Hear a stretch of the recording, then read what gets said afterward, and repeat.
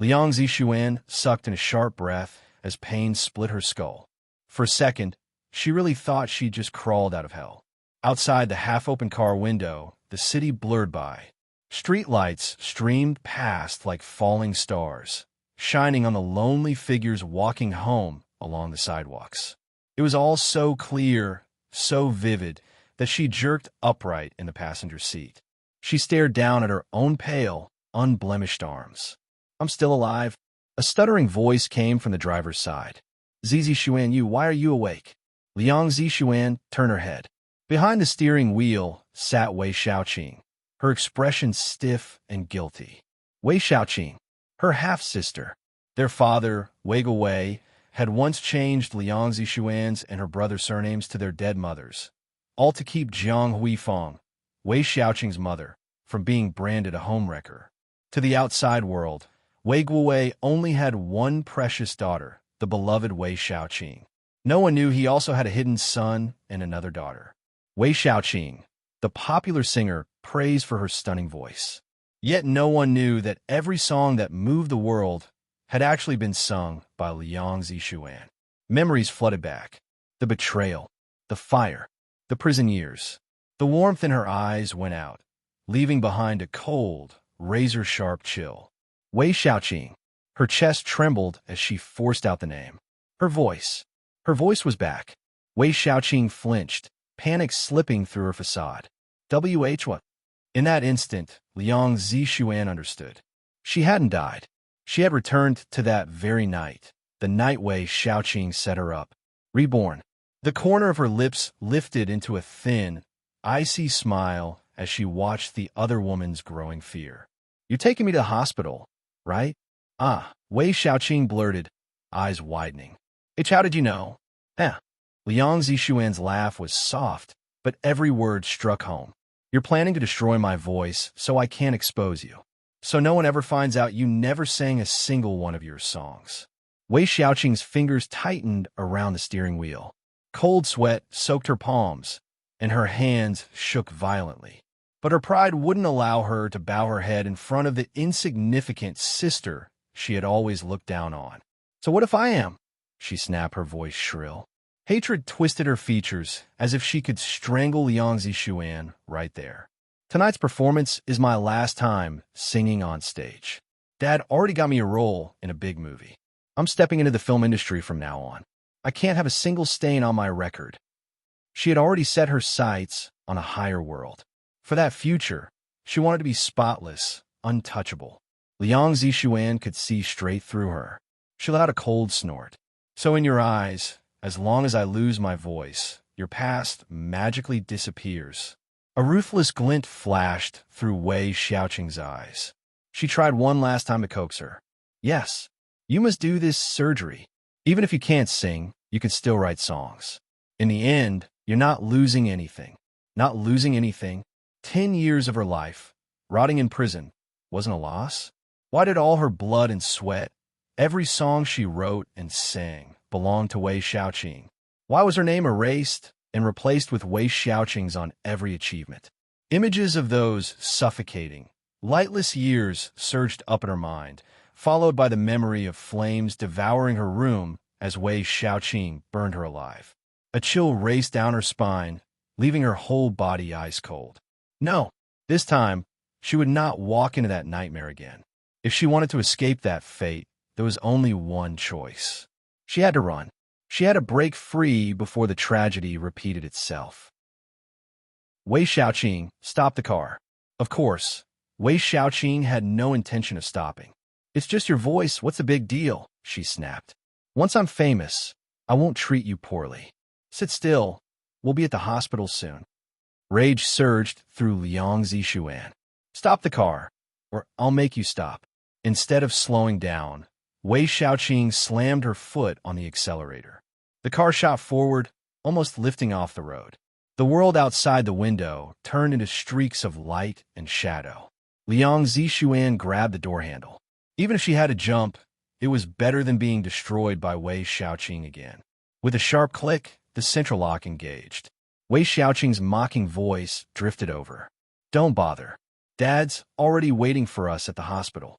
Be obedient and cooperate, or you'll suffer later. Liang Zixuan spun around and slapped her across the face. Wei Xiaoqing, what exactly are you so proud of, doing something this vicious? Wei Xiaoqing froze. Since childhood, not even Wei Guowei had ever hit her. Yet Liang Zixuan, the sister she looked down on, had just struck her. While she was stunned, Liang Zixuan quickly hit the lock button and unlocked the door. She had just pulled it open when Wei Xiaoqing lunged forward and yanked her by the hair. You bitch! You dare to hit me? I'll kill you today. Pain tore across Liang Zixuan's scalp, her eyes turning red. She clawed at Wei Xiaoqing's hand, digging her nails in. Wei Xiaoqing screamed, but refused to let go. Just then, a phone started ringing. Wei Xiaoqing glanced at the screen and saw Wei Guowei's name. She let out a cold snort and turned on the speaker. Dad, this bitch woke up and she's fighting me in the car. Come quickly and help me. Before she could finish, Liang Zixuan managed to wrench herself free, shoved the door open, and threw herself out of the moving car. She hit the ground and rolled several times, the world spinning, until a harsh screech of brakes tore through the air. When she finally stopped, a car was inches from her face. Liang Zixuan stared at the front bumper, then let out a long breath, forcing herself to calm down. Behind her, Wei Xiaoqing's car crashed into the roadside barrier with a deafening bang and finally stopped. Inside the stopped luxury car, Yao Xiao, seated in the passenger's seat, turned to the man in the back. President, do you want me to check what happened?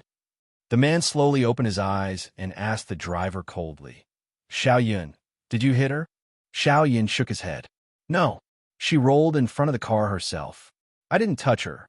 The man was about to leave it alone, but then his gaze landed on the blue gemstone necklace at Liang Zixuan's throat. His eyes narrowed, his decision shifting in an instant. Yao Xiao, bring her over. Yes, President Han. Yao Xiao got out of the car and walked over to Liang Zixuan, who was still on the ground, staring blankly at Wei Xiaoqing's crash car. He offered his hand politely. Miss, our president would like you to get in the car. We'll take you to the hospital so you can have your injuries checked. Liang Zixuan really was hurt. Pain throbbed in her knees and hands. She reached out, letting Yao Xiao help her up, and with his support, she limped toward the back seat. Through the car window, she finally saw the man inside. Her steps faltered. She stood rooted to the spot, as if struck by... Hey everyone, Firescale Audiobooks here. If there's a novel you'd love to hear more of, you can support us on Patreon or Ko-fi. Depending on your tier, I'll make extra parts just for the stories you're most excited about. Usually I can only upload 4 to 5 parts of each novel, but with your support, we can go beyond that. And of course, don't forget to hit subscribe. It helps more than you know. Wasn't this Han Yuanjun? Liang Zixuan had never seen him in her previous life. However, she knew him as the president of Han Group Media, who always appeared on television and in magazines. He also had a face that could bring disaster upon a country. He was cold and arrogant and completely matched to the women's fantasies of a domineering CEO. Therefore, even though she hadn't seen him with her own eyes, Liang Zixuan still recognized him at a glance. But why was he here? Could it be that he also happened to be sitting in this car in her previous life and then passed her by? Han Yuanjun turned around and saw Liang Zixuan staring at him. He frowned slightly. Yao Xiao opened the car door and put his hand on the top of the car door. Then, he gestured to Liang Zixuan. Miss, please get inside. Liang Zixuan was about to get in the car when she saw Wei Xiaoqing climb out of her car. When Wei Xiaoqing saw her again, she immediately ran towards her. Liang Zixuan didn't dare to stay any longer. She endured her body's pain and slipped inside as if she had seen a ghost. Due to her actions being too hasty, she threw herself into Han Yuanjun's arms indirectly. Wei Xiaoqing ran over in a hurry. She wanted to grab Liang Zixuan, but when she saw Han Yuanjun in the car, her eyes lit up and even her breathing became hurried. That's Han Yuanjun. Just a single word from him would cause the entire entertainment circle to tremble. Wei Xiaoqing immediately tidied up her messy hair. Then, she smiled sweetly at Han Yuanjun. Young Master Han, hello. I'm Wei Xiaoqing. Afraid that Han Yuanjun would not recognize her, she specifically reminded him. I'm the one who sang tune of my heart. How shameless. Liang Zixuan buried her head in Han Yuanjuan's chest, gritting her teeth in hatred. She grabbed his waist tightly, as if grabbing the last straw of life. Her knuckles were turning white. Han Yuanjun clearly felt that after the woman in his arms heard Wei Xiaoqing's words, her body was shivering. The grip on his waist also hurting him. He lowered his eyes to look at the woman in his arms before asking Wei Xiaoqing expressionlessly, "What is it?" Even though Wei Xiaoqing had the guts to show off her face in front of Han Yuanjun, she was still scared by the iciness in his words and backed off. She took a glance at Liang Zixuan, who was in Han Yuanjuan's arms, and said, "She's my makeup artist. We just had a car accident. I'll take her to the hospital." Liang Zixuan didn't believe Wei Xiaoqing's words. She definitely wanted to ruin her throat by taking her away. Liang Zixuan raised her head and looked at Han Yuanjun with teary eyes. She pouted, "Young Master Han, your car hit me. Shouldn't you take the responsibility?" Wei Xiaoqing was shocked. She could not believe that Liang Zixuan would dare to say such things to Han Yuanjun. She was waiting for Han Yuanjun to kick Liang Zixuan out of the car. She wanted to see her being humiliated, but then she heard Han Yuanjun chuckle. "I'll definitely take the responsibility for what I've done." He raised his eyes and looked at Wei Xiaoqing. His gaze and his tone were cold. "You hurt her too. I have to be responsible for her." Hearing Han Yuanjuan's words, Yao Xiu immediately started to chase Wei Xiaoqing away. He pushed her aside and closed the back door. "I'm sorry. We have to take this lady to the hospital now. Please don't." Who was the selfish one? Liang Zixuan truly felt that Wei Guowei had refreshed her views of the world. Jiang Huifang was a shameless woman who tried to seduce Wei Guowei, who was a married man. As a husband, he had no sense of responsibility towards his family. Their true love was built on the pain of others. They were the selfish ones. "Long live my love, my ass." Liang Zixuan. Han Yuanjuan's low voice brought her back to reality. She slowly raised her head and looked at the man in front of her with eyes filled with tears. Han Yuanjuan's heart skipped a beat. He didn't know what she was thinking. The woman, who didn't even frown or cry when applying for the medicine, looked at him with tears in her eyes, as if she was about to cry. He glanced at the cell phone that was still ringing in her hand, reminding her. Liang Zixuan lowered her head to look at the name on the screen. With a cold smile, she placed the phone by her ear. "Dad!" The moment the word came out of her mouth, Han Yuanjun squinted his eyes and looked at her expression meaningfully. Wei Guowei's cold voice came over the phone. "Where are you now?" She replied plainly, "I'm in the hospital." "Which hospital?" Wei Guowei obviously knew what had happened from Wei Xiaoqing. Before Liang Zixuan could reply, he ordered, "Immediately come to the private hospital in Handan. If there is anything wrong with your body, do a checkup here." Having learned her lesson from her previous life, Liang Zixuan no longer held any hope with her father. He wanted nothing more than to ruin her voice. Did he think she would follow his words after knowing the truth? She wasn't that stupid. Liang Zixuan raised her eyebrow and looked at Han Yuanjun, who was next to her. She leaned back against the pillow and said, "Young Master Han has taken care of me, so there's no need for you to go through all this trouble." Han Yuanjun. Wei Guowei was shocked. He lowered his voice and asked, "Is he still there?" "He's here." Wei Guowei's voice suddenly became excited. "Give him your phone, I want to—" Liang Zixuan laughed softly and cut him off cleanly. "I still have some things to discuss with him, so I'll end the call now. Goodbye." Without waiting for Wei Guowei to say anything, she hung up the phone and threw it to the side. What's the use of being obedient? In the end, wasn't she going to die with hatred for the rest of her life? Since she had already experienced it once, she would never let such a tragedy happen again. This time, she had to take back everything she owned. She had to. She had to make them regret living in this world. Don't think that she didn't know just now. Wei Guowei was just like Wei Xiaoqing. He wanted to show his face in front of Han Yuanjun and curry favor with him. Why should she give him a chance? Liang Zixuan looked at Han Yuanjun again and took a deep breath. "Young Master Han, thank you so much for tonight." Although it was just a few short sentences, Han Yuanjun could guess the gist of it.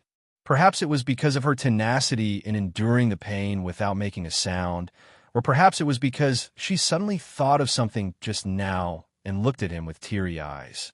Han Yuanjun suddenly had a different feeling about this woman. He was very curious about what had exactly happened to cause so many complicated emotions in her in such a short period. Han Yuanjun, who never smiled at any woman, actually laughed in a low voice in front of her. "How are you going to thank me?" Liang Zixuan was stunned. This man's smile was way too charming. In the past, he always had a cold expression on his face when he was seen on TV or in magazines. It was as if he never knew how to laugh. That smile was like the first melting of snow and the first blooming of spring flowers. It was truly pleasing to the eyes. Liang Zixuan almost lost her composure as she quickly shifted her gaze away. She felt around her body and found nothing but the cell phone and an extremely flat purse. And Han Yuanjun was short on money. He earned billions of dollars for his project. No matter how much money he spent, he wouldn't bat his eyelids. She smiled embarrassedly. "Young Master Han, there shouldn't be anything on me that you can take a fancy to. Other than thank you, I'm really powerless." Han Yuanjun suddenly stood tall and straight beside her. Liang Zixuan instantly felt an intense pressure envelop her. She looked flustered for a moment before raising her head to meet Han Yuanjun's deep eyes. "Young Master Han?" Han Yuanjun narrowed his eyes and looked at her chest.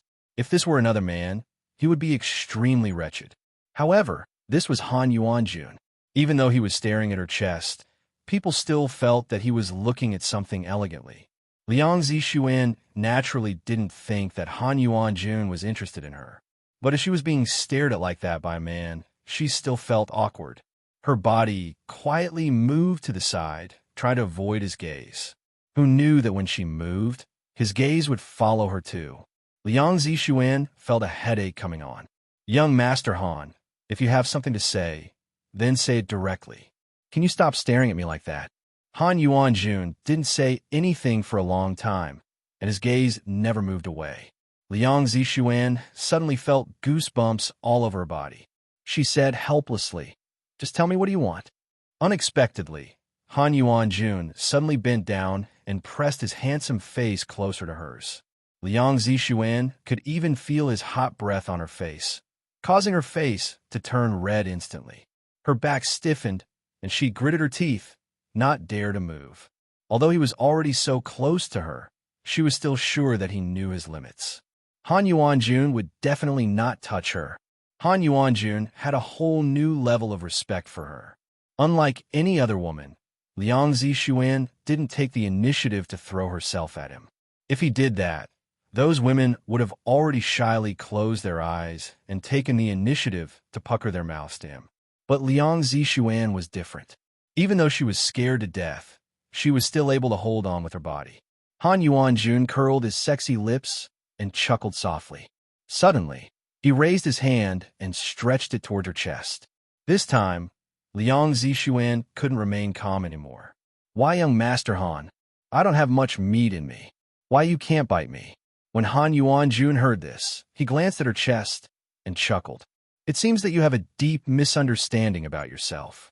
Although he hadn't touched it, Liang Zixuan seemed to have an outstanding figure from the man's eyes. It was enough to make any man think about her. Han Yuanjun had seen many women before, and those women were boring at first glance, unlike Liang Zixuan, who was naturally attractive as well. This made him have a different feeling towards women for the first time, personally towards her. Liang Zixuan followed his gaze and saw that his hand was about to touch her. She took a deep breath. "Young Master Han, what kind of woman do you want? You can have them any time you want. You shouldn't lower your standard to me." Just as she finished speaking, that hand grabbed the necklace on her chest. Liang Zixuan sighed in relief. Like she said, how could Han Yuanjun fall for her? Han Yuanjun glanced at her and spoke softly. "This necklace can be given to me as a thank you gift." Liang Zixuan had already calmed down. She looked down at the blue gemstone necklace in his hand and shook her head. "I can't do that." Han Yuanjun frowned. "Why?" "Because this is the only relic my mother left to me, and it is even more precious than my life. I'm sorry, I cannot give it to you. She sighed and looked at Han Yuan-jun sincerely. Other than this, I can give you anything else you want. In any case, she knew that Han Yuan-jun didn't like her, so there was nothing wrong in saying this. Although Han Yuan-jun felt a little regretful, he didn't force her into a corner. He raised his head and looked at Liang Zishuan with a burning gaze. His lips curled up into a meaningful smile as he asked, "Really? Anything I want?" Liang Zishuan nodded. "Right. My words are more precious than this necklace." "All right." After a short sentence, Han Yuan-jun suddenly leaned over and kissed her lips. Liang Zishuan's eyes widened in shock, and she immediately pushed him away. She really couldn't believe that Han Yuan-jun would kiss her.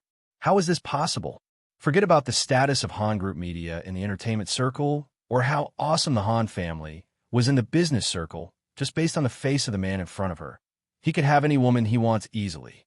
Besides, she had never heard of Han Yuan-jun having a girlfriend. Not even a single woman was seen by his side. He was not a casual person. But he kissed her? Liang Zishuan felt that all of her views had been turned upside down at this moment. Han Yuan-jun didn't seem to want to do anything more excessive to her. He raised his hand to touch his lips and smiled in satisfaction. "This is just a lesson I'm going to teach you. I'll show you what will happen if you look down on yourself again." Liang Zishuan pursed her lips, not knowing what to say. How was she supposed to respond to such a dialogue?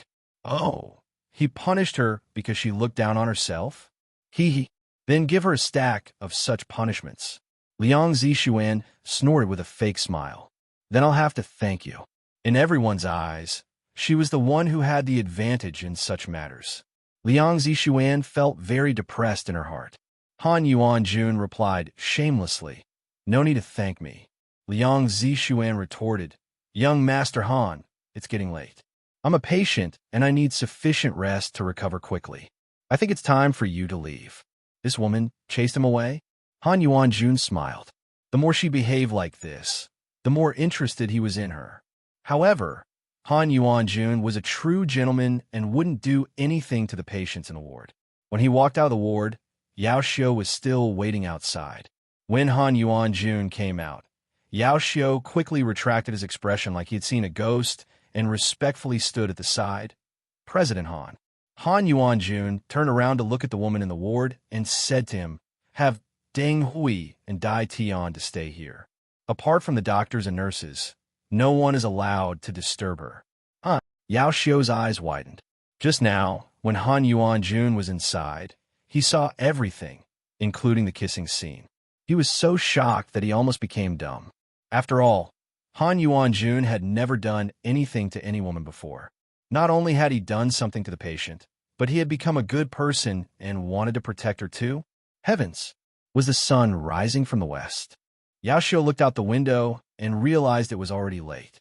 Han Yuan-jun immediately frowned and looked at him with a severe gaze. "What? Do you have any objections?" No. How could he dare to object? Yao Xiu straightened his back. "All right, I will call them to come over immediately." As the two of them walked out of the hospital, Han Yuan-jun said, "Investigate her situation for me again. I want every single detail included, not a single one missed, do you understand?" Detailed investigation. Yao Xiu didn't know if it was his imagination or what, but he felt Han Yuan-jun wanted to strip Liang Zishuan clean from head to toe. At once, he understood Lian Zishuan's position in Han Yuan-jun's heart. Yao Xiu had also secretly decided that he would be respectful to her in the future. Who knows if she would become his boss wife? "All right, I understand." Liang Zishuan lay in the bed for a long time, unable to fall asleep. Whenever she closed her eyes, her mind would be filled with images of herself being burned to death, as if this happened yesterday. She still wasn't sure if she was reborn or if it was just a dream, but whenever she closed her eyes, she was back in that dark house, surrounded by fire. Only at last did she close her eyes in a blur. "Who are you? Why can't I go in?" Noises of quarreling entered her ears. When Liang Zishuan heard the familiar voice, she was startled and immediately sat up from her bed. She held her cell phone and quietly walked to the door. She cracked the door open and saw Wei Guowei standing outside with several people. But who were the two people blocking the door? Liang Zixuan didn't care that much. She turned on her cell phone, clicked on the camera, and started recording the scene outside. Deng Hui and Dai Tian were both wearing black suits with sunglasses on their faces. Anyone could tell that they were bodyguards by looking at them. Wei Guowei was so angry that his face and his neck turned red. He didn't even know where Liang Zixuan had hired these bodyguards. He had been talking here for a long time, and these two people wouldn't let him in. He could only explain, "The person inside is my daughter. I'm going to take her home." Daughter? Deng Hui obviously did not believe him. "The lady inside is surnamed Liang. We know each other. Meanwhile, you're surnamed Wei. So, when you say she's your daughter, do you think I have low intelligence and can be easily fooled by you?" Dai Tian scoffed. "No wonder President Han wants us to stand guard outside the door." President Han? Han Yuanjun? Wei Guowei was stunned on the spot. He didn't expect Han Yuanjun would send two bodyguards here for Liang Zixuan. He suddenly overjoyed and quickly said, "I'm speaking the truth. Liang Zixuan is my ex-wife's daughter. I'm really her father. If you don't believe me, just ask her to come out. How about this? You give me President Han's number. I'll call him and explain it to him." Liang Zixuan turned off the recording in satisfaction. She didn't expect Wei Guowei to admit that he was her father in public in order to talk to Han Yuanjun. This was indeed ridiculous. She turned on the recording again and put the phone in her pocket before opening the door. When Wei Guowei saw her, he immediately showed his fatherly affection. It was a love that Liang Zixuan had never experienced in her 2 lifetimes. He kindly said to her, "Xian, you finally came out. Tell them quickly, am I your father?" Deng Hui and Dai Tian turned and looked at Liang Zixuan at the same time. With her hands behind her back, she straightened her back and smirked. "That's right." Wei Guowei didn't notice the smile on her face. He immediately patted Deng Hui and Dai Tian's shoulders in a friendly manner. "Look, just like I said, I am her father." After he finished speaking, he prepared to enter the ward. A crafty smile appeared in Liang Zixuan's eyes as she leisurely said, "But I've never treated you as my father." The smile on Wei Guowei's face froze. Even his eyes were spitting fire. What did you just say? How could he believe that Liang Zixuan, who had always been submissive and at his mercy, would not acknowledge him even after he publicly admitting that she was his daughter? Liang Zixuan took a step forward and stood between Deng Hui and Dai Tian. She looked at Wei Guowei with a smile, but her words were chilling. "Because you said before that in the Wei family, Wei Xiaoqing is your only daughter, and only she is the only child of the Wei family. So, in my heart, you're also not my father." Since so many people surrounded them at the door of the ward, this commotion caught their attention. When everyone heard Liang Zixuan's words, they all looked at Wei Guowei strangely. No wonder. Weirdly, one is surnamed Wei, and the other is surnamed Liang. So, how could they be father and daughter? That's right. I didn't expect it to be like this. Isn't it too harsh for a father to say such things? Could it be that the children of his ex-wife were picked up? You made the little girl's heart turn cold. You deserved it if she didn't acknowledge you. The surrounding people pointed their fingers at Wei Guowei, causing his face to turn blue and white. He didn't really expect Liang Zixuan to say such words in front of everyone. His face immediately darkened. He gritted his teeth and quietly warned, "Do you still want your grandmother to stay in the nursing home? Do you still want to know more about your brother?" If Wei Guowei hadn't said that, Liang Zixuan wouldn't have hated him so much at the moment. All along, Wei Guowei had been using these two things to threaten her. In her previous life, she thought that he would take good care of her grandmother and brother, so she had always been under his control. It was only when she was dying that she got the truth from Wei Xiaoqing. At that time, Wei Xiaoqing had been looking arrogantly at her. She said, "Liang Zixuan, after being sisters for so many years, I can't bear to keep you in the dark forever. Anyways, you're useless to me now, so I'll tell you. A few years ago, your grandmother was kicked out of the nursing home. She was alone and had no choice but to pick up the food from the trash and eat them until she died. It's such a miserable story. No one even knew that she died under the bridge. People only found her corpse after a few days. At that time, her corpse was already rotten, and there wasn't even someone to collect it. Then I intentionally let your brother know about this. Your brother was awesome back then, and after so many connections, he was sent to a dangerous battle. He survived and didn't die, instead advancing step by step. But when he found out that his grandmother died under the bridge and no one came to collect her corpse, he couldn't hold it anymore and wanted to finish the war as soon as possible. He wanted to come back to collect your grandmother's corpse, but that night he died in the forest and a wild dog ate his corpse. Why do you think they were so miserable? No matter how much she hated him, she still pretended to be wronged. Dad, was it because you wanted to marry Jiang Huifang and my mom didn't want to divorce you, so you blamed it on my brother and me? But what did my brother and I do wrong? At that time, we were still young, so we didn't know anything. If we knew that we were living a life worse than death, then we would have died together with our mother.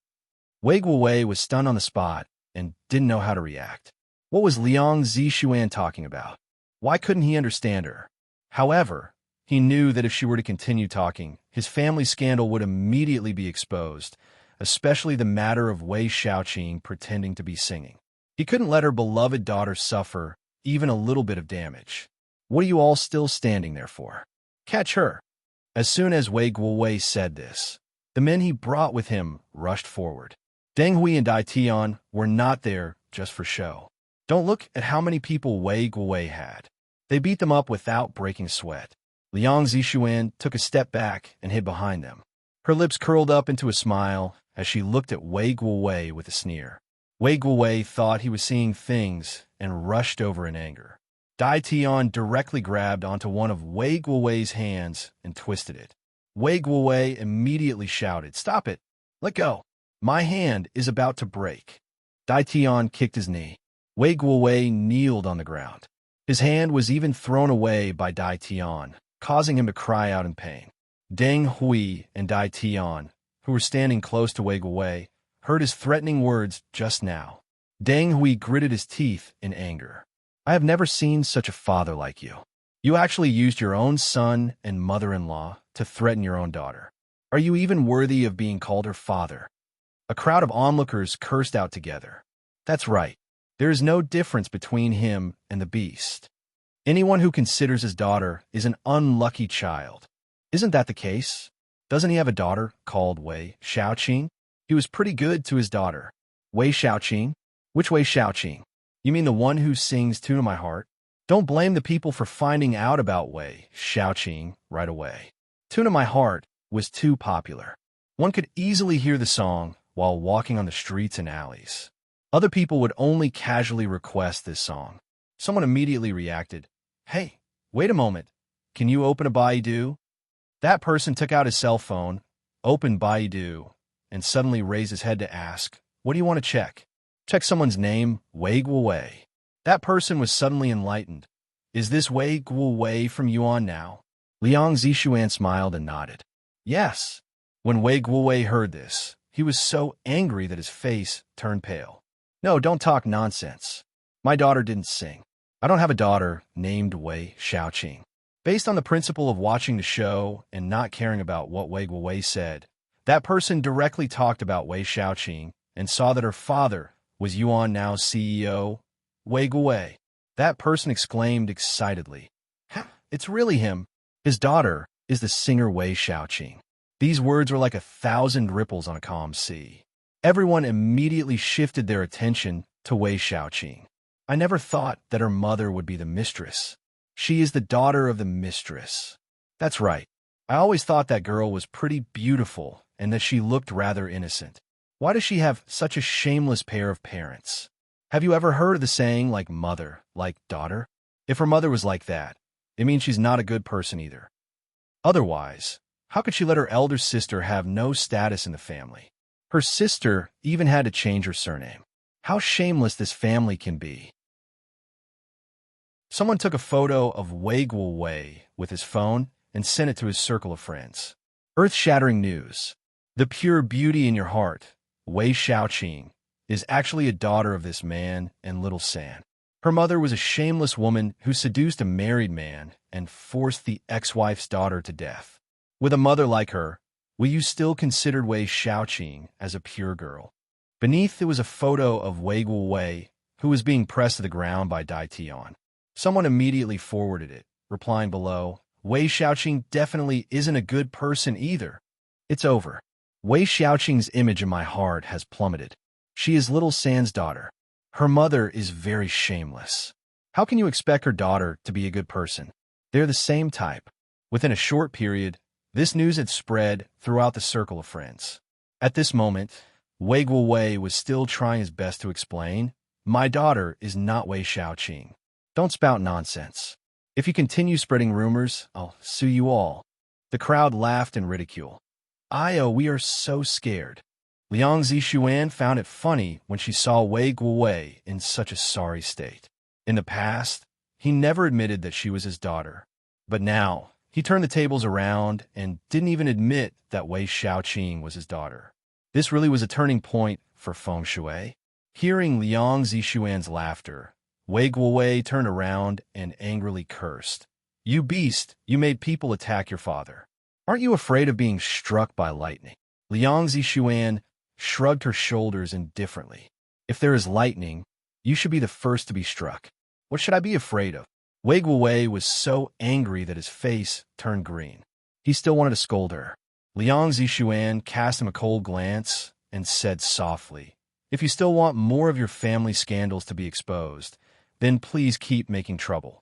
I will accompany you till the end. Wei Guowei immediately shut his mouth. Liang Zixuan was grabbing onto his weak spot. She knew that he cared about Wei Xiaoqing and didn't want her fake singing to be exposed. So she threatened him.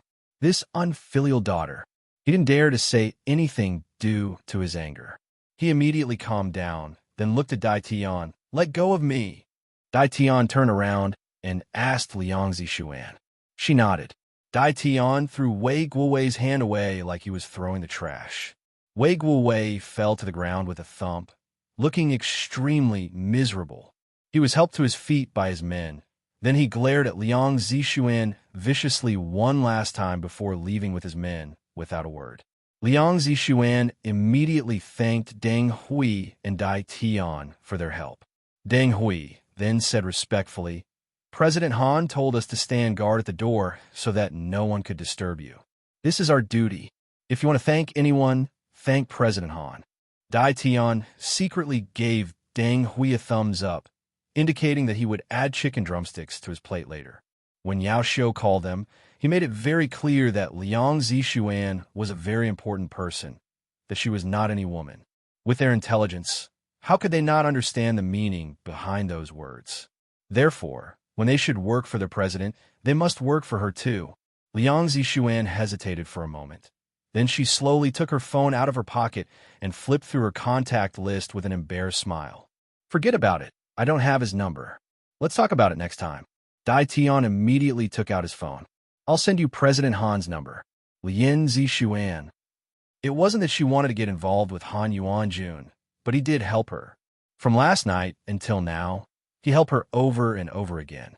Otherwise, if she were really taken away by Wei Guowei today, she wouldn't be able to escape the fate of her previous life. Dai Tian added her on WeChat and sent Han Yuanjuan's number to her. Liang Zixuan returned to the ward and sat on the bed, staring blankly at her phone. What was she going to say? No matter what, she still had to thank him. Liang Zixuan dialed the number, and the call was immediately connected as if the other party was waiting for her call. She was a little embarrassed. Young Master Han? It's me, Liang Zixuan. The man's deep and pleasant voice came out of the phone. I know. He knew. Liang Zixuan's face turned red for some reason when she heard his voice. She asked carefully, Are you busy now? Han Yuanjun, who sat in the conference room, lifted his eyelids and glanced at the company's executives that were sitting in a circle, then said indifferently, I'm not busy. When those people saw him looking at them, they immediately held their breath, not daring to even breathe. Oh, it's like this. Liang Zixuan swallowed her saliva. Wei Guowei came to the hospital to look for me this morning. Luckily, your bodyguard helped me stop him, so thank you. Han Yuanjun replied with, Liang Zixuan felt that this matter was a big matter for her. However, to Han Yuanjun, it was just a trivial matter. It was the kind of casual help from one person to another. Therefore, she felt that thanking him should be enough. Then I won't bother you anymore. Bye-bye. Wait, Han Yuanjun suddenly said, scaring her. Is there anything else? He chuckled. How are you going to thank me? What? Again? Can you change this routine? Liang Zixuan scratched her head gloomily. Then, how do you want me to thank you? Suddenly thinking of something, she added, other than that necklace, I can promise you everything else. Han Yuanjun found it funny. Did this woman lose her memory? It looked like last night's lesson wasn't deep enough. All right, I'll keep your words. Wait for me then. After saying that, he immediately hung up the phone and placed down the desk while smiling. When a company's executives saw his expression, they were all shocked. Han Yuanjun actually knew how to laugh. They didn't know who the caller was, but they knew that their president was definitely in a good mood right now. Liang Zixuan looked at her phone, which had gone black. She gritted her teeth in anger.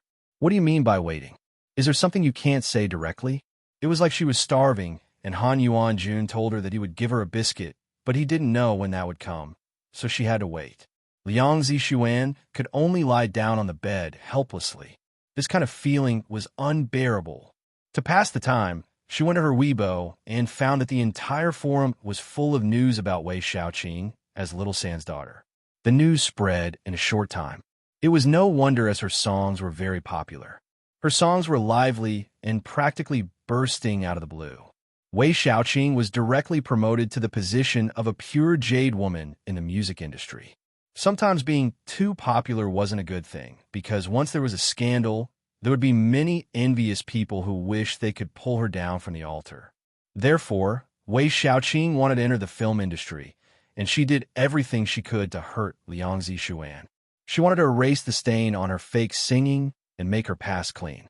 Seeing so many people still doubting this matter, Liang Zixuan sneered. She didn't mind adding fuel to the fire. Liang Zixuan dialed the number. The other party was a paparazzi, but since she was a girl, her sources were rather limited, so her reputation in the circle was not too great. In her previous life, Wei Guowei had caused trouble when Liang Zixuan wanted to expose Wei Xiaoqing's scandal, and it wasn't easy for her, so this friend helped her out. Thus, the two of them became familiar with each other. Liang Zixuan told her to bring the laptop to the hospital. When this person heard that Liang Zixuan had big news for her, she quickly hung up the phone and went to the hospital eagerly. Oi, why are you in the hospital? Is your injury serious? He Yingmin put the laptop on the small table and turned it on while saying, I thought it was just us paparazzi who would get hurt from time to time since our job is dangerous, but I didn't expect a makeup artist like you would be injured too. Liang Zixuan smiled indifferently. There was an argument with Wei Xiaoqing in the car last night, and I jumped out. That's all. What the F***CK? He Yingmin was a paparazzi, and most of the people there were men, so her tone of speech was also similar to that of men. Jump out of the car? I never knew you were such a crazy woman. For some reason, a picture of Liang Zixuan jumping out of a car automatically popped into her mind, causing her to tremble with fear. Then are you at loggerheads with Wei Xiaoqing? Liang Zixuan nodded. Yes, that kind will never be good. He Yingmin saw a hint of viciousness in her eyes. The cruelty made her scalp tingle. She didn't know what Wei Xiaoqing had done to the usually gentle rabbit. She suddenly felt that red-eyed rabbits were more frightening than tigers when biting people. He Yingmin swallowed. Then are you going to give something to me? Liang Zixuan connected her phone to He Yingmin's laptop. There's video and audio here. This is proof that Wei Guowei personally admitted that I was his daughter. Help me post it online. The news of Wei Xiaoqing as Little San's daughter on the internet was already blowing. However, because there was no evidence, many people did not believe it.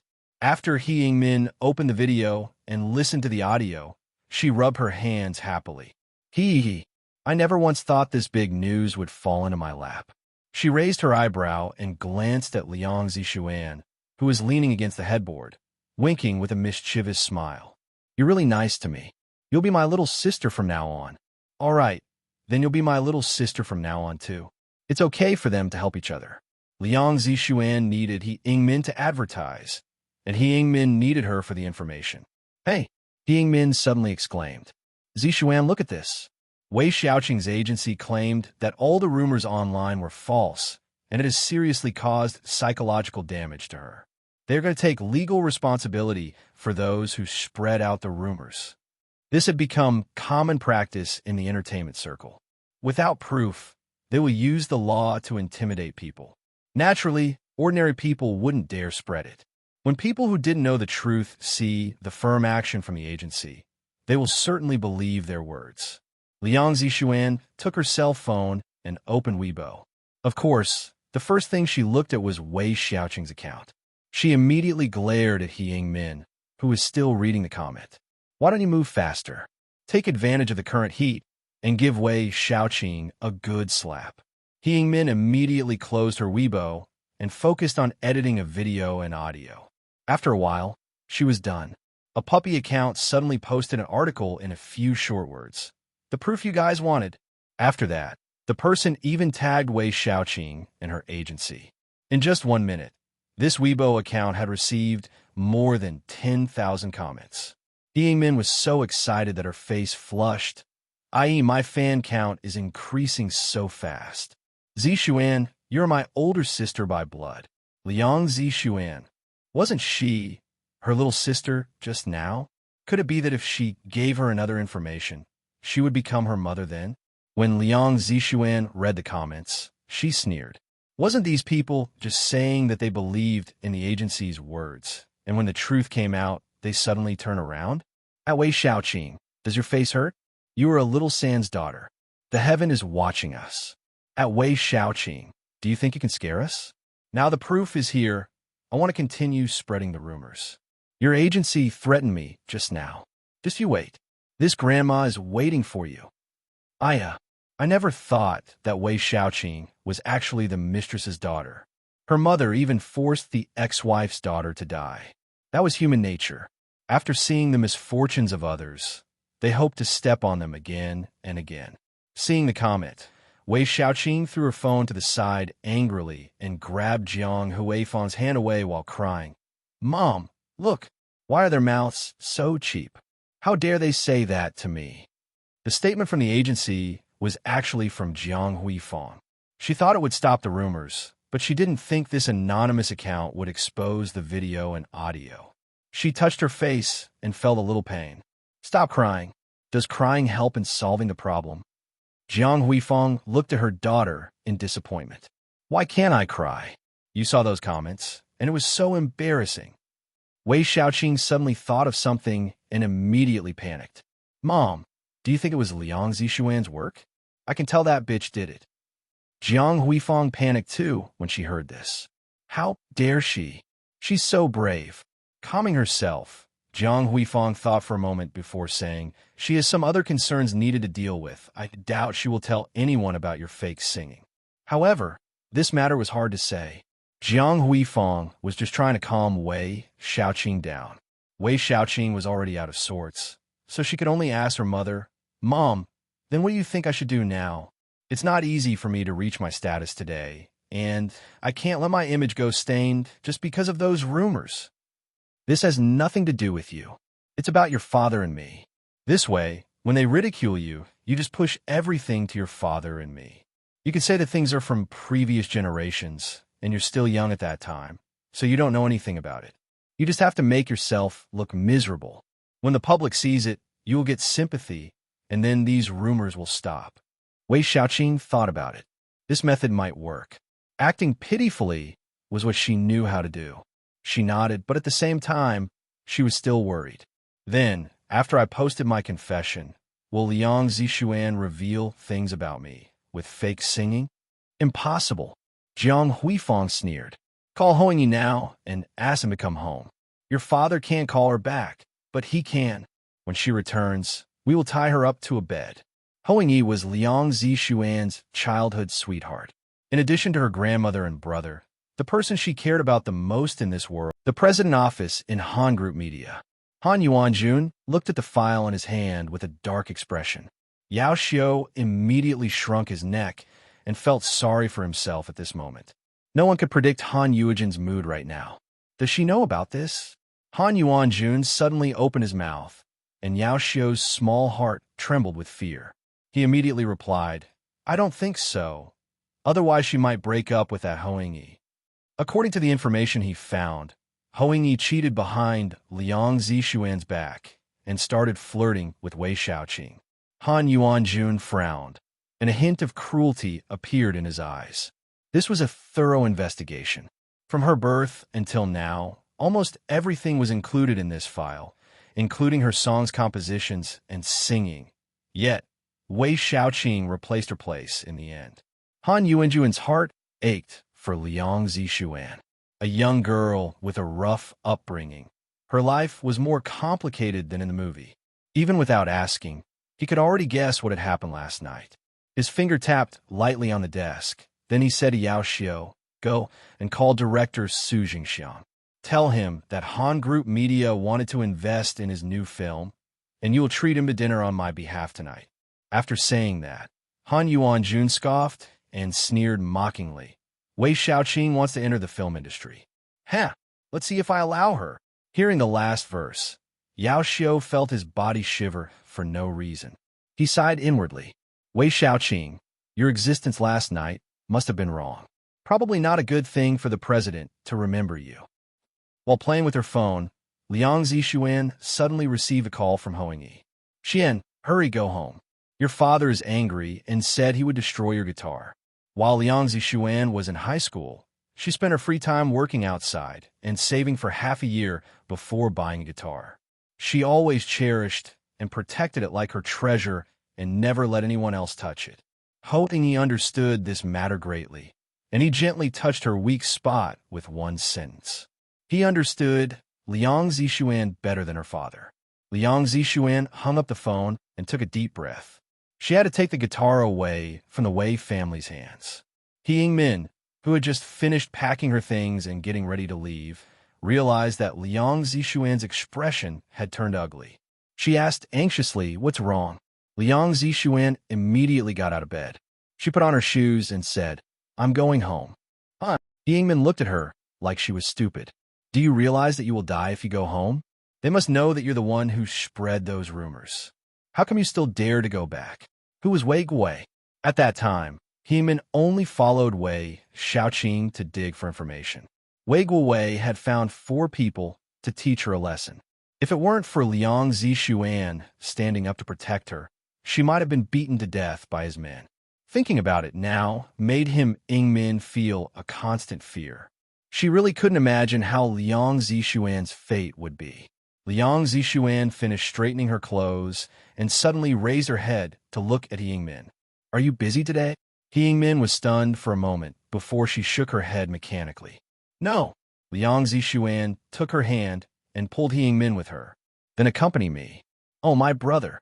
Yingmin rejected her immediately. You could go back and throw away your life. Why are you pulling me along with you? Wei Guowei was so cruel and ruthless, she didn't really want to be a scapegoat for Liang Zixuan. Liang Zixuan stopped moving and turned towards Yingmin with a raised eyebrow. You want more explosive news than the news of Wei Xiaoqing being the mistress's daughter?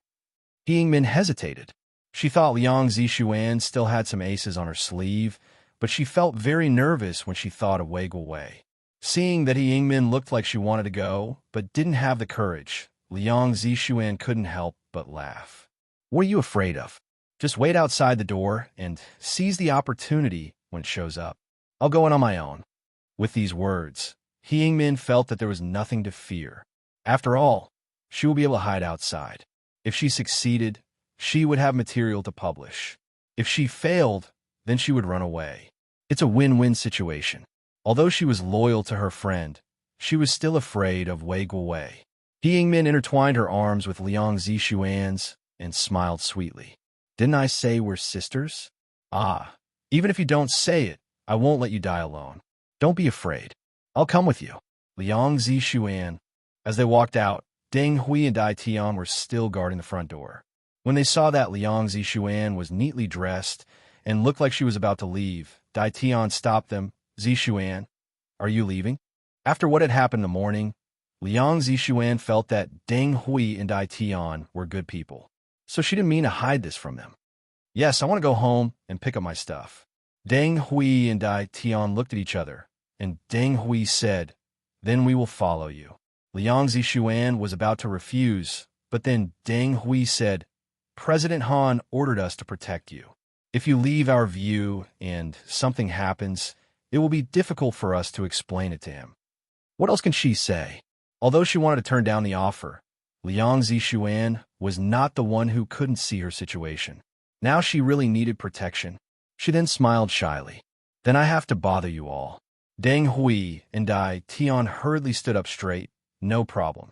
It's our job to protect you. Liang Zishuan and He Yingmin walked in front, while Deng Hui and Dai Tian followed half a step further. He Yingmin immediately raised her head and puffed out her chest. She suddenly felt that this feeling of being protected was so great. Haha. He Yingmin quietly rubbed her hand and poked Liang Zishuan with her finger. She then whispered, with 2 guards following us, I can't help but feel pretty. Liang Zishuan looked at her. He Yingmin was indeed more confident than before. Smiling, she asked, weren't you afraid just now? He Yingmin rolled her eyes and justified herself.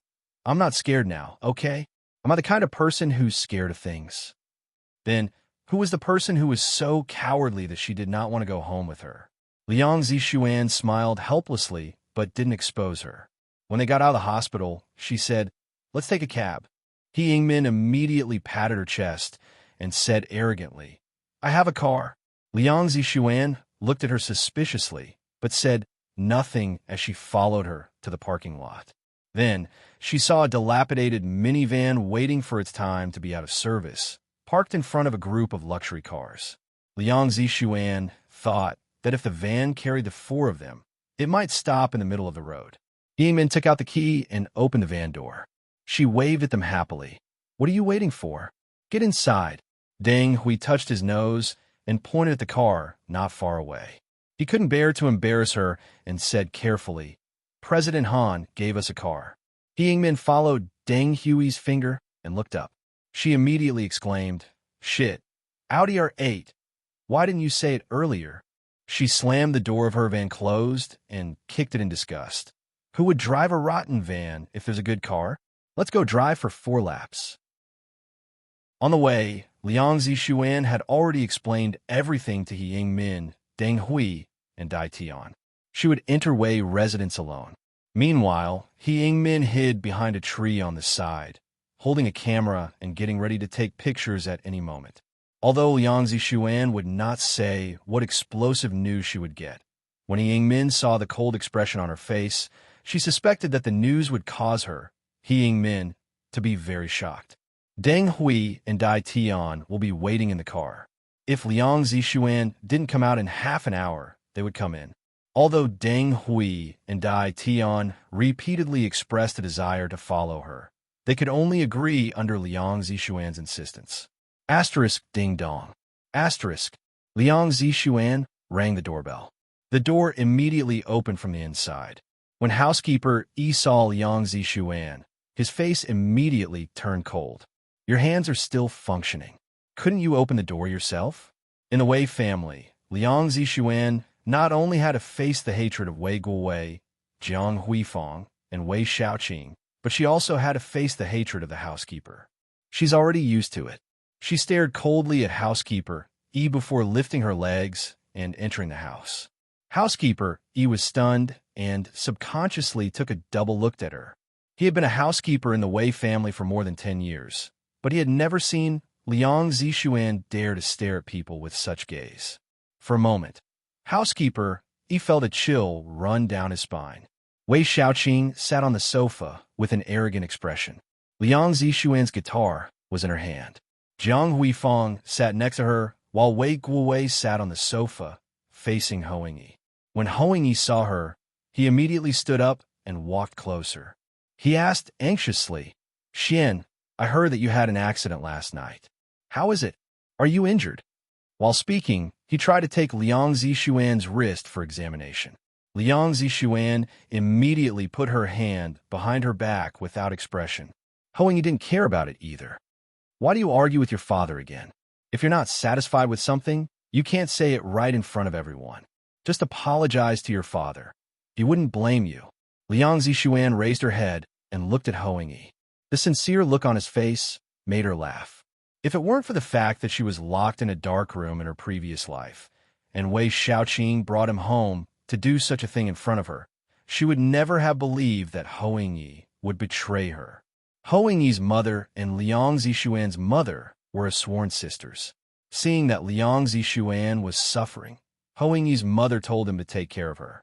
And never in Liang Zishuan's life did she expect that taking care of her meant he would take care of Wei Xiaoqing simultaneously.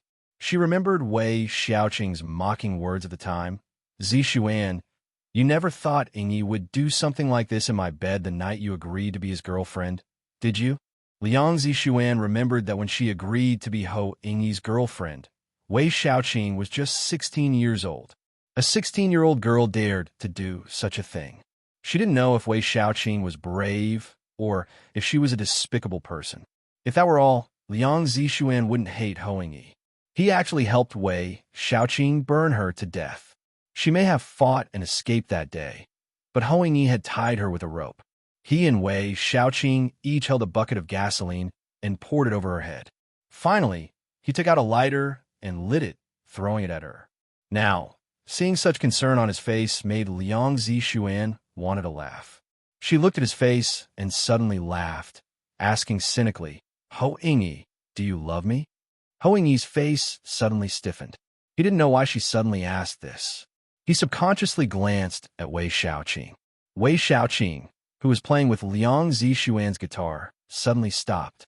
She bit her lip and looked at him like an innocent rabbit. Hou-Ying's eyes trembled, and he immediately turned around. His mouth twitched a little. Why are you asking this? Don't you know how I feel about you? If it were her previous life, Liang Zishuan would have been easily fooled by his words. However, in this current life, she was not stupid. She wanted to ask in front of Wei Xiaoqing, do you love me or not? Hou-Ying bit his lip and replied firmly, I love you. We grew up together, and I admire your talent. You know how deeply I feel for you. Asterisk pa. Asterisk. The sound of a broken guitar was heard from behind them. Liang Zishuan looked over his shoulder and saw Wei Xiaoqing glaring at him with a face full of hatred. She frowned, but a trace of mockery could be seen in her eyes. She then asked confusedly, Yingyi said he loves me. Xiaoqing, why do you have such a big reaction? Wei Xiaoqing was so angry that her teeth were gritted and her eyes were wide open. However, she could not say a word. Liang Zishuan touched the recorder in her pocket calmly, then walked past Hou-Ying to the coffee table. She stared at Wei Xiaoqing's face and laughed softly. Wei Xiaoqing, I'm very curious. That night when I promised Yingyi that I would be his girlfriend, you didn't go home. Where did you go? Wei Xiaoqing's face immediately turned pale. She looked at Liang Zishuan as if she was looking at a monster. Her grip on the guitar subconsciously tightened. When Hou-Ying heard this, his body trembled. He quickly walked to Liang Zishuan's side. He reached out to hold her hand. Xian, Xiaoqing has a life of her own. You shouldn't have asked her that question. She's not in a good mood right now. Don't be like this. A 16-year-old girl did not return all night. No matter what she did, she will make people think of the dirtiest place. Liang Zishuan raised her eyebrow and turned to Hou-Ying. What does her bad mood have anything to do with you? Hou-Ying felt like he was struck by lightning. He looked at her with a guilty look in his eyes. But who was Hou-Ying? He was someone with a face thicker than the city walls. While he slept with Wei Xiaoqing, he also fell in love with Liang Zishuan. He enjoyed the vanity loved by both sisters at the same time. His face immediately darkened when he said unhappily, Zishuan, Xiaoqing is your sister. How can you say that? You're always gentle and kind. When did you become so aggressive? Yes, Liang Zishuan was indeed gentle and kind, but because of her gentleness and kindness, she caused the deaths of her brother, her grandmother, and herself. Ha! Liang Zishuan laughed indifferently. I'm aggressive. I admit it. Hou-Ying frowned at her reaction. At this time, He felt as if he had never understood Liang Zishuan at all. The reason why I'm so aggressive is that I was forced by you guys. Hoing-yi, on the night I agreed to be your girlfriend, you were fooling around with Wei Xiaoqing in a hotel. Do you think that I wouldn't know about it? Hoing-yi and Wei Xiaoqing immediately looked at Liang Zishuan in disbelief. They didn't know why.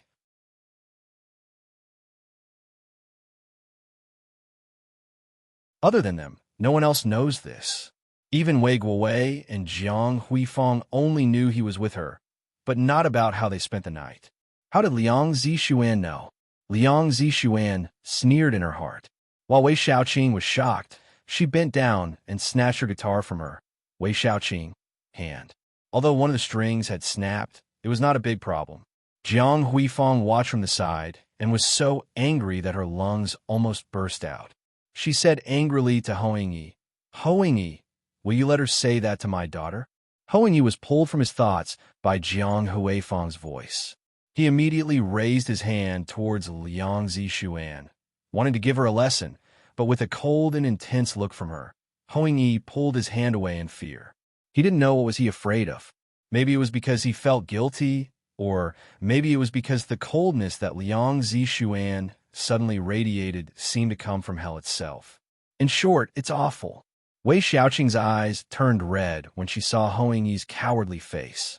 "Hoing-yi, you bastard!" Wei Guowei was already furious with what had happened this morning. Now, seeing Liang Zishuan bullied his beloved daughter, he stood up and slapped her face hard. With a pung sound, Liang Zishuan fell to the floor. Her mouth was filled with a metallic taste. She gritted her teeth and swallowed forcibly. Then, she slowly raised her head to look at Wei Guowei. This was not the first time he had hit her. In the past, whenever she disobeyed, he would take action against her. Every time he attacked her, she would hide in the corner and tremble in fear. But now, she was looking at him straight in the eyes. Her eyes were filled with extreme hatred. Although Wei Guowei had lived for so long, he was still a fierce man.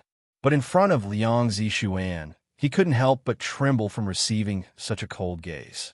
Relying on the father's authority, he pointed his finger at Liang Zishuan and cursed. "She's your sister.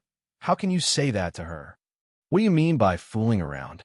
How unpleasant was that?" From his behavior, it seemed that Wei Guowei knew about this. Liang Zishuan looked at him and laughed. "Wei Guowei, you know your beloved daughter stole my boyfriend, but here you are, standing in front of me, defending them as true lovers. In your eyes, no matter what Wei Xiaoqing did, she was always right. Even though she slept with her sister's boyfriend, you still think she's right." Wei Guowei was so furious. He didn't think that Liang Zishuan would dare to say such things with her sharp mouth. Not only did she scold Wei Xiaoqing, but she also scolded him. He lifted his leg and kicked her. This time, Liang Zishuan reacted just in time. She rolled in a circle on the floor, easily dodging his feet. Wei Guowei used too much force and could not stop himself. He immediately fell to the floor with a loud thud. Liang Zishuan even felt pain for him. However, she was not interested in appreciating Wei Guowei's suffering. She immediately got up from the floor, hugged her guitar, and ran toward the front door. Seeing that, Wei Xiaoqing immediately shouted, "Ingyi, what are you still standing there for? Hurry up and catch her. Don't let her run away." They had planned to take Liang Zishuan to the hospital for surgery tonight. Hoing-yi immediately chased after her. Liang Zishuan opened the door and ran to the stairs outside the villa. Hoing-yi quickly followed from behind. Zishuan.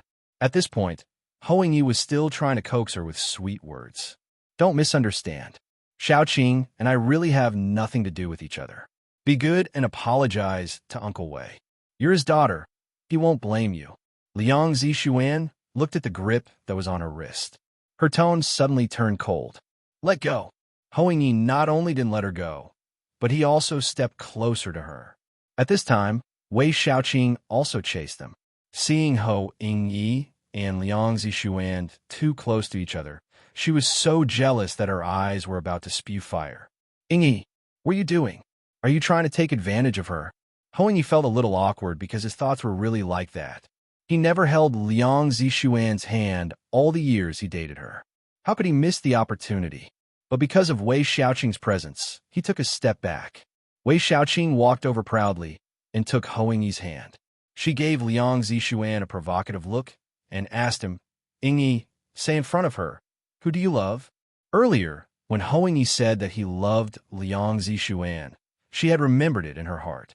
At that time, because she didn't want their relationship to be exposed, Wei Xiaoqing had to endure it. But now, why did she have to endure it anymore? She was a pure J girl in the music industry who was praised by the audience. How could she continue to be a third party? She didn't want that position. Ho Yingyi was embarrassed by Wei Xiaoqing's question. He admitted that he had feelings for Liang Zixuan, and he admired her talent. But Wei Xiaoqing was different. Although Liang Zixuan was talented, everyone only knew Wei Xiaoqing. Who knows who Liang Zixuan was? Ho Yingyi was a very arrogant man.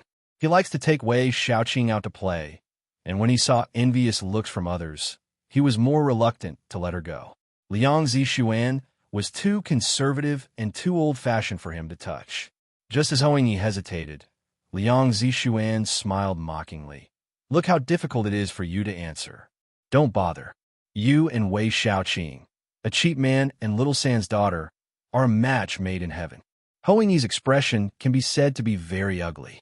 He pressed his lips forcibly and held back his anger. "Liang Zixuan, don't talk like that." "Why? Can't hear the truth." Liang Zixuan laughed. "It's not pleasant to listen to, isn't it? Ho Yingyi, do you think it's amazing that you're in a relationship with me while sleeping with Wei Xiaoqing? Only a woman like her wouldn't care about being a mistress like her mother, but I still want a face. Even though I, Liang Zixuan, have never been sought after by a man, I wouldn't shamelessly climb over my sister's boyfriend's bed. You're just a pile of shit. Only a fly like Wei Xiaoqing would walk around your pile of shit. Do you think you're worthy of being chased after? How laughable it is." Wei Xiaoqing's face immediately dropped, and her previous complacency was completely gone. Originally, she thought that Liang Zixuan loved Ho Yingyi to death and wanted to show off in front of her. Still, after hearing her words, it seemed that Ho Yingyi was shit that she, Liang Zixuan, abandoned and deliberately gave to her, Wei Xiaoqing.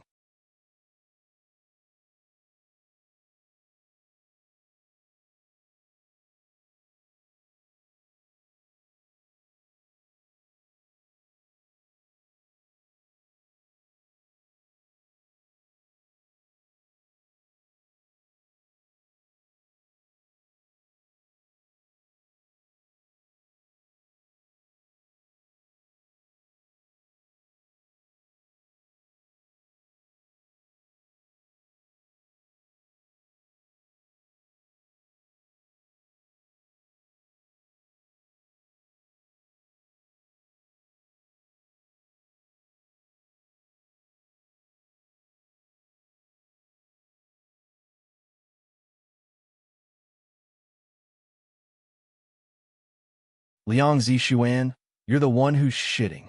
Wei Xiaoqing was so angry that her whole body trembled. She yelled, "You can't get him, and you don't want to be embarrassed, so you're saying words like that." Liang Zixuan immediately spat on the ground. "Ah, who do you think Ho Yingyi is? Wei Xiaoqing. If he can cheat on me with you, then who would say he wouldn't climb into another woman's bed? Wei Xiaoqing, you are not worthy for me to fight with." Although Ho Yingyi still felt guilty about Liang Zixuan, he could not contain his anger after hearing her words. Liang Zixuan could not be bothered to waste her saliva on them again.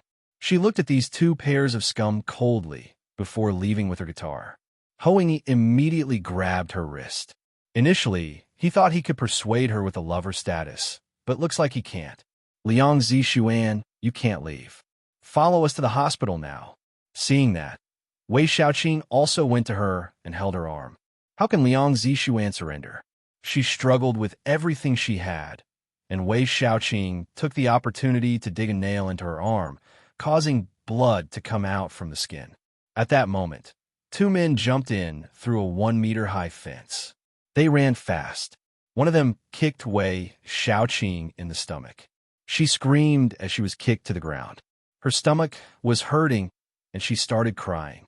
The other man raised his hand and punched Ho Yingyi in the face. The force was so strong that he was thrown to the ground. Even his teeth loosened.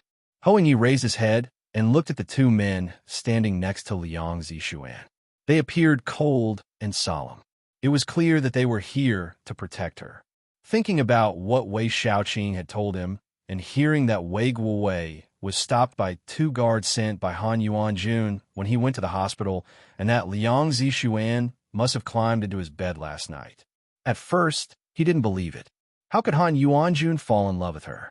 But now, when he saw 2 guards standing next to her, clearly forming a shield, he was so angry that his face contorted as he glared at Liang Zishuan and cursed. Liang Zishuan, you be asterisk tisich. Liang Zishuan hugged the guitar in her hand tightly. The corner of her mouth slightly curved upwards. No matter how lowly I am, I'm not as lowly as you. I can't even compare to you. Wei Xiaoqing watched Liang Zishuan leave right after scolding Hoing Yi. Her eyes were red with anxiety.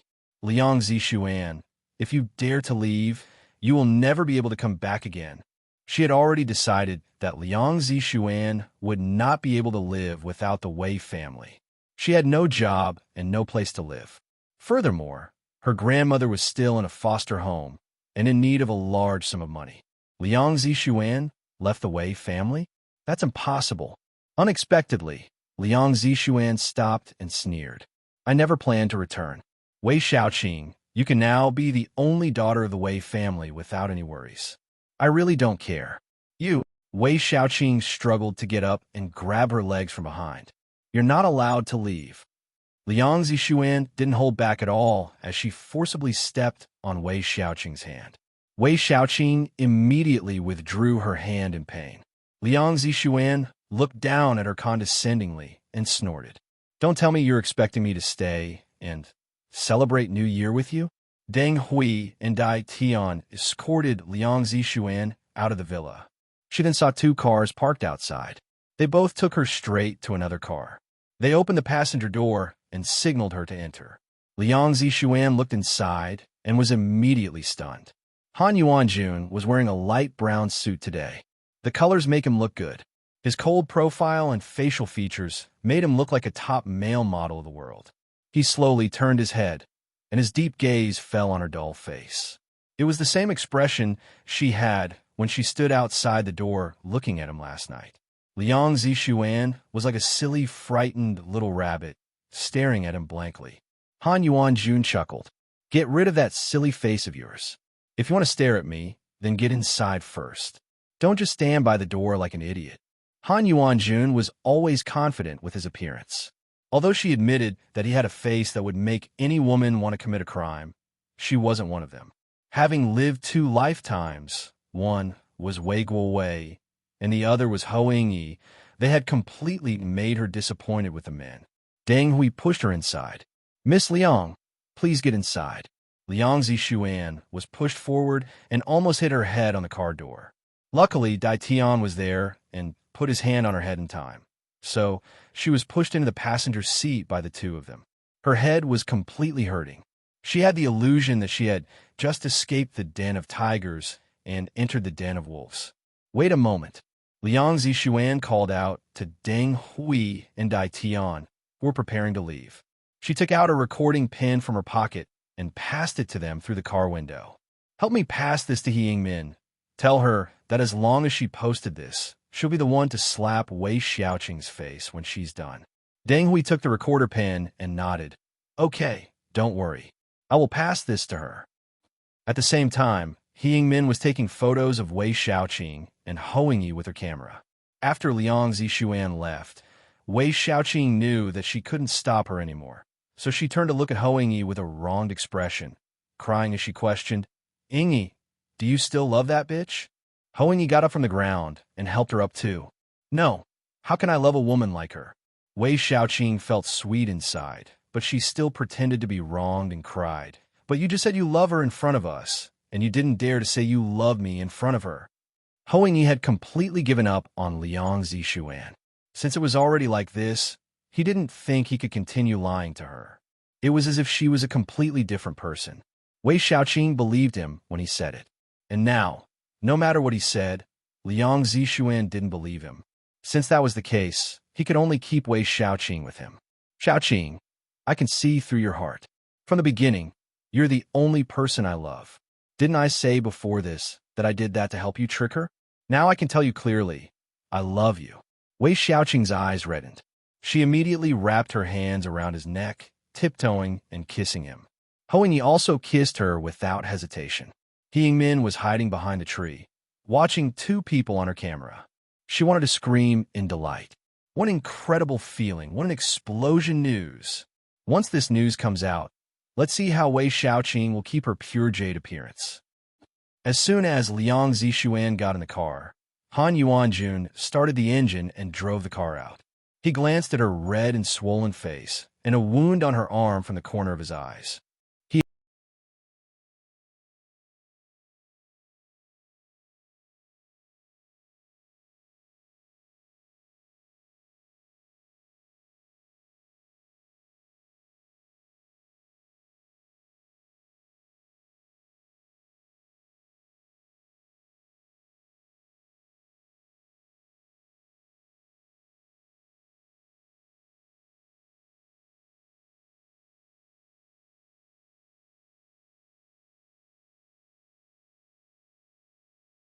Liang Zixuan said indifferently, "It's fine. Just treat it like a dog bite." This little girl didn't take herself seriously. The more persistent she was, the more Han Yuanjun felt sorry for her. He looked at her. He didn't know why he was so concerned about her. He usually resented women who took the initiative to throw themselves at him. At this point, however, he desperately hoped that Liang Zixuan could pretend to be wronged and jumped into his arms to ask for comfort. However, she didn't. Han Yuanjun gritted his teeth in anger for an inexplicable reason. "Don't you think my shoulders are wide?" Liang Zixuan froze for a moment. She subconsciously looked at his shoulder. She didn't know why he suddenly asked such a question. She was about to answer when he asked, "Is it not enough for you?" Puff! Liang Zixuan almost vomited out blood as her face flushed. Han Yuanjun, what did you mean by that? Could it be that he felt wrong, that she didn't want to lean on him? Liang Zixuan hugged her guitar tightly and pouted. "Why should I rely on you?" Han Yuanjun groaned. "Don't all women need wide shoulders to lean on?" Could it be that she felt his shoulders weren't broad enough? It wasn't that Han Yuanjun was boasting. He felt that not only was his face pretty, but even his shoulders were also wider than any man. He felt absolutely safe. When the other women saw him, they couldn't help but stare at him like he was a peach blossom. They pretended to be quails and wanted nothing more than to jump into his arms. He didn't even bother to spare a single glance at them. It just so happened that he had suddenly become interested in Liang Zixuan, but in the end, she didn't even take him seriously. How could he not feel depressed? Liang Zixuan rubbed her nose. "You don't have to treat me like other women because I don't feel wronged." In contrast, only people from the Wei family and Hou Yingyi suffered. When Han Yuanjun heard her words, he was furious. He felt that she hated him. Glancing at Liang Zixuan from the corner of his eyes, Han Yuanjun suddenly raised his right hand, supported her head, and pushed it to his shoulder without saying a word. Liang Zixuan almost fell into his arms. She struggled to get up, but was held back by Han Yuanjun's dominating gaze. "Young Master Han." She gritted her teeth angrily. "Can you concentrate on driving?" Han Yuanjun glared at her coldly. "I can concentrate on driving with one hand." Liang Zixuan was so furious. Who would forcefully comfort someone, regardless of whether they were willing or not? She cursed him in her heart. Han Yuanjun's voice suddenly became softer as he whispered into her ear. "Deng, we called to say that you have returned to the Wei family. I didn't even have my dinner and immediately drove here. I'm afraid you'll feel wrong when you come home, but I'm also afraid you'll know about the matter between Hou Yingyi and Wei Xiaoqing." He came to calm her down. Liang Zixuan felt as if something had pierced her heart and a dull pain befell her. She admitted that she felt terrible and that she had never received such concern in both her lives. However, this person was Han Yuanjun. Liang Zixuan felt that she couldn't afford to offend someone like him, nor could she afford to play with him. Although she didn't know how he knew about her, she didn't want anything to do with him. She smiled, but her heart was restless. Thank you, but I don't need comfort. She pretended to get up again. This time, Han Yuan-jun immediately put his arm around her shoulder and hugged her tightly. Don't move. He whispered in her ear, I've never comforted anyone, and I don't know how. If you are unable to accept this, then... Han Yuan-jun stopped the car at the side of the road. He threw the guitar in Liang Zixuan's arm into the back seat, then pushed her back into the passenger seat. His movements were too fast for her to respond. She didn't know what was going on, but she was held like a kitten.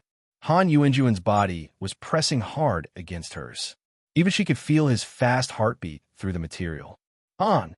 Before she could finish her sentences, Han Yuan-jun took the opportunity to kiss her. Liang Zixuan's eyes widened in surprise. She wanted to push him, but her hand was held tightly by him, and she was unable to move at all. Her lips were filled with the taste of him, and even her breathing was entangled with him. Her face was burning as if she had been soaked in boiling water. After a while, Han Yuan-jun slightly lifted his head, but his lips were still pressed against hers.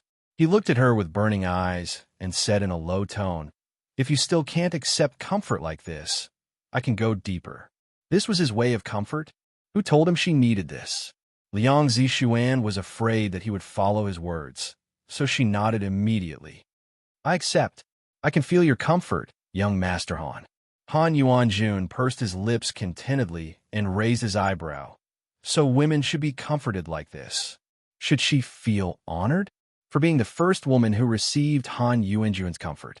But why did she feel like a rat, used by him as an experimental tool to understand women? Han Yuan-jun's eyes narrowed as he saw her frowning face. Looks like I haven't calmed you down enough. Liang Zixuan immediately jumped in fear. She turned her face to the side and said in a panic, Enough, that's enough. That's really enough. Han Yuan-jun smiled and released her gently. He returned to the driver's seat and put his hand on the steering wheel. Is there anywhere you want to go? Or you wanted to return to the hospital? Liang Zixuan thought of her broken guitar and said, If young Master Han had time, please send me to Huanqing District. There's a music shop there, and I would like to repair my guitar. If he had time? Of course, he definitely had time. Han Yuan-jun would rather spend all his time today just to be with her. The car was heading to Huanqing District. Liang Zixuan took the guitar from the back seat and got out. When she closed the door, she saw Han Yuan-jun also come out. Liang Zixuan pursed her lip. Young Master Han, I'm here to fix the guitar.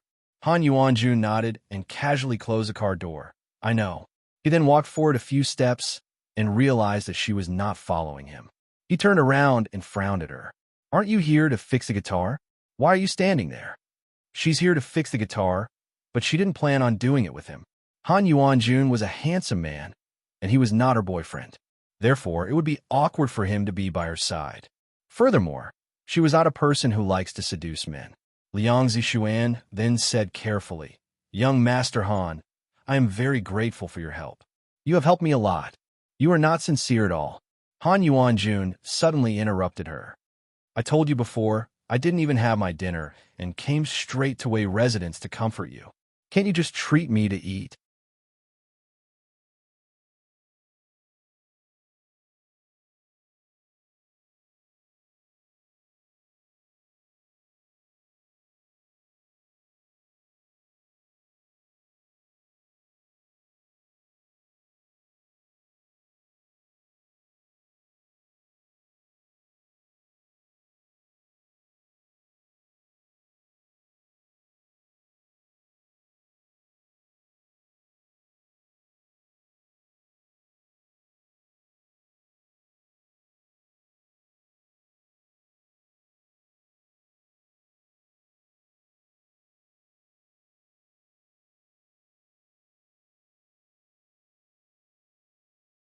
President Han, do you still need others to treat you to a meal? No matter how prestigious Han Group Media's position in the entertainment circle, or how strong Han family's position in the business world, with Han Yuan-jun's face, he could just shout, Who can treat me a meal? And the women would have rushed towards him like a flash flood, which could drown him in the blink of an eye. However, he asked Liang Zixuan to treat him to a meal. What a joke.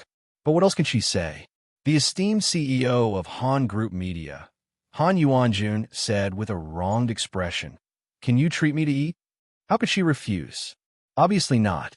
All right then. Liang Zixuan brought her guitar to Avenue Music and said, I'll treat you. After leaving the Wei family, she still had to find a house and bring her grandmother out of the nursing home. Also, she needed to spend money on many things.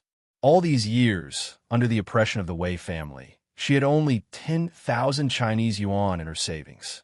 That's clearly not enough. Therefore, when Han Yuanjun asked her to treat him to a meal, she hesitated. Han Yuanjun smiled, put his hand in his pocket, and followed her confidently. Liang Zixuan handed the guitar to the shop owner, who checked the broken strings and said, This is just a small problem. Your guitar will be fixed soon. However, I still have a piano that needs to be fixed. Why don't you go for a walk and pick it up in an hour? Han Yuanjun smiled contentedly while Liang Zixuan sighed gloomily. All right, I'll be back in an hour. Han Yuanjun followed her from behind as they walked along with Huanqing District. Looking at the various high-class restaurants along the street, he was afraid Liang Zixuan would feel pressured, so he said, I'll eat whatever you treat. I'm not picky with food. Liang Zixuan nodded. Although Huanqing District was downtown, she knew that there were few snacks sold in the secret alley. Every time she came here, she would go there to eat. When Han Yuanjun sat with Liang Zixuan in a small restaurant and noticed a bowl of beef noodles in front of him with flies flying around them, he couldn't calm down for a moment. Are you treating me with this? Liang Zixuan looked at him. I thought you said that you were not picky with food. Han Yuanjun. He's not picky with food, but he has never eaten at a flying house like this before. He thought Liang Zixuan would have at least brought him to a regular restaurant. In this small noodle shop, he could hear the fly buzzing next to his ear, and he also felt as if there might be a few dead flies lying in front of him. Thinking about it made him lost his appetite. Liang Zixuan blew a hot noodle and put it in her mouth. While chewing, she said without expression, Young Master Han, I am not the same person as you. Wei family was wealthy. In contrast, Liang Zixuan was always poor. She always lived in poverty. It was difficult for her to imagine a noble and graceful man like Han Yuanjun being with her. As of now, every inch of his face showed his resistance from eating the noodles. All my clothes and pants adding up cost less than 100 yuan, but yours. Liang Zixuan glanced at the special custom suit on his body and smiled mockingly. Don't you feel ashamed sitting here with me and eating noodles? Han Yuanjun's face immediately darkened. He took out a pair of chopsticks angrily, took some noodles, and immediately put them in his mouth and chewed them briefly. Then he raised an eyebrow and looked at her with a proud smile on his face, as if he was provoking her. It's quite delicious. Wasn't it just eating noodles? She didn't know what he's so proud of? Liang Zixuan didn't really expect Han Yuanjun, who was usually cold and emotionless, to have such a childish side. She frowned in concern. At this moment, her cell phone rang. She took it out to see that it was a call from Yingmin. She knew the purpose of this call, so she put down her chopsticks and put the phone to her ear. Hello, Yingmin. Yingmin's voice came enthusiastically from the speaker. My dear sister, your recording is too great. Let me tell you, I have matched the video taken outside and edited it. This makes my blood boil, and I can't suppress the happiness radiating from my body. Liang Zixuan moved the phone to the other ear. Then, she raised her hand to rub her ear. Yingmin's voice was too loud. Her ears were ringing now. She smiled. I've said it before, I won't disappoint you. How about that? You're not disappointed, are you? Ha ha. Yingmin laughed exaggeratedly. You'll never let me down. When Han Yuanjun heard this, he said the same thing as Yingmin in his heart. He glanced at Liang Zixuan before moving his hand to her chair, not even leaving his seat. He half squatted, slowly moving towards her. Liang Zixuan was on the phone with Yingmin, so she didn't pay attention. Yingmin continued. That way Shaoqing had just made a mistake. As you can guess, she acted sadly and sympathetic, saying that she, herself, knew nothing about the previous generation's affair. She didn't participate and hoped everyone didn't force the blame on her and that she feels wronged. Liang Zixuan was not even surprised. That's her style. Now that the video is ready, can you post it? Min smiled and said, Right, that's why I'm calling you. If you don't mind, I'll post it. Liang Zishuan gave the green light before hanging up the phone. Then she signed into her Weibo and clicked Wei Xiaoqing's account. She read the comments on her post one by one. We, little fairy, know that our idol is not wrong. Who give you the right to scold her? Wei Xiaoqing has always been a holy girl in my heart. She is beautiful and sweet. Her voice is as sweet as her heart. Please beware of the pain in your mouth, or your tongue will rot. The revenge of the previous generation cannot be blamed on the next generation. Wei Xiaoqing's mother is a mistress, and that is her mother's fault. What is Wei Xiaoqing's fault regarding her mother's past? She has always been a good child who's humble. Don't bully her again. If I see anyone else cursing at her, I will greet your ancestors. I don't believe that no one in your family didn't make a mistake. Liang Zishuan scoffed and was too lazy to read it anymore. She opened Min's Weibo and found that Min, had already posted the video. To the one who says that Wei Xiaoqing is a holy girl, does your face hurt now? I never expected things like this could be inherited. Come on, you guys want proof? This is the proof. At Wei Xiaoqing Little Fairy Fan Club. At the bottom, there was a video edited by Min. Liang Zishuan already left at the time and only found out about it after watching the video. Who knew that Wei Xiaoqing and Hoingyi would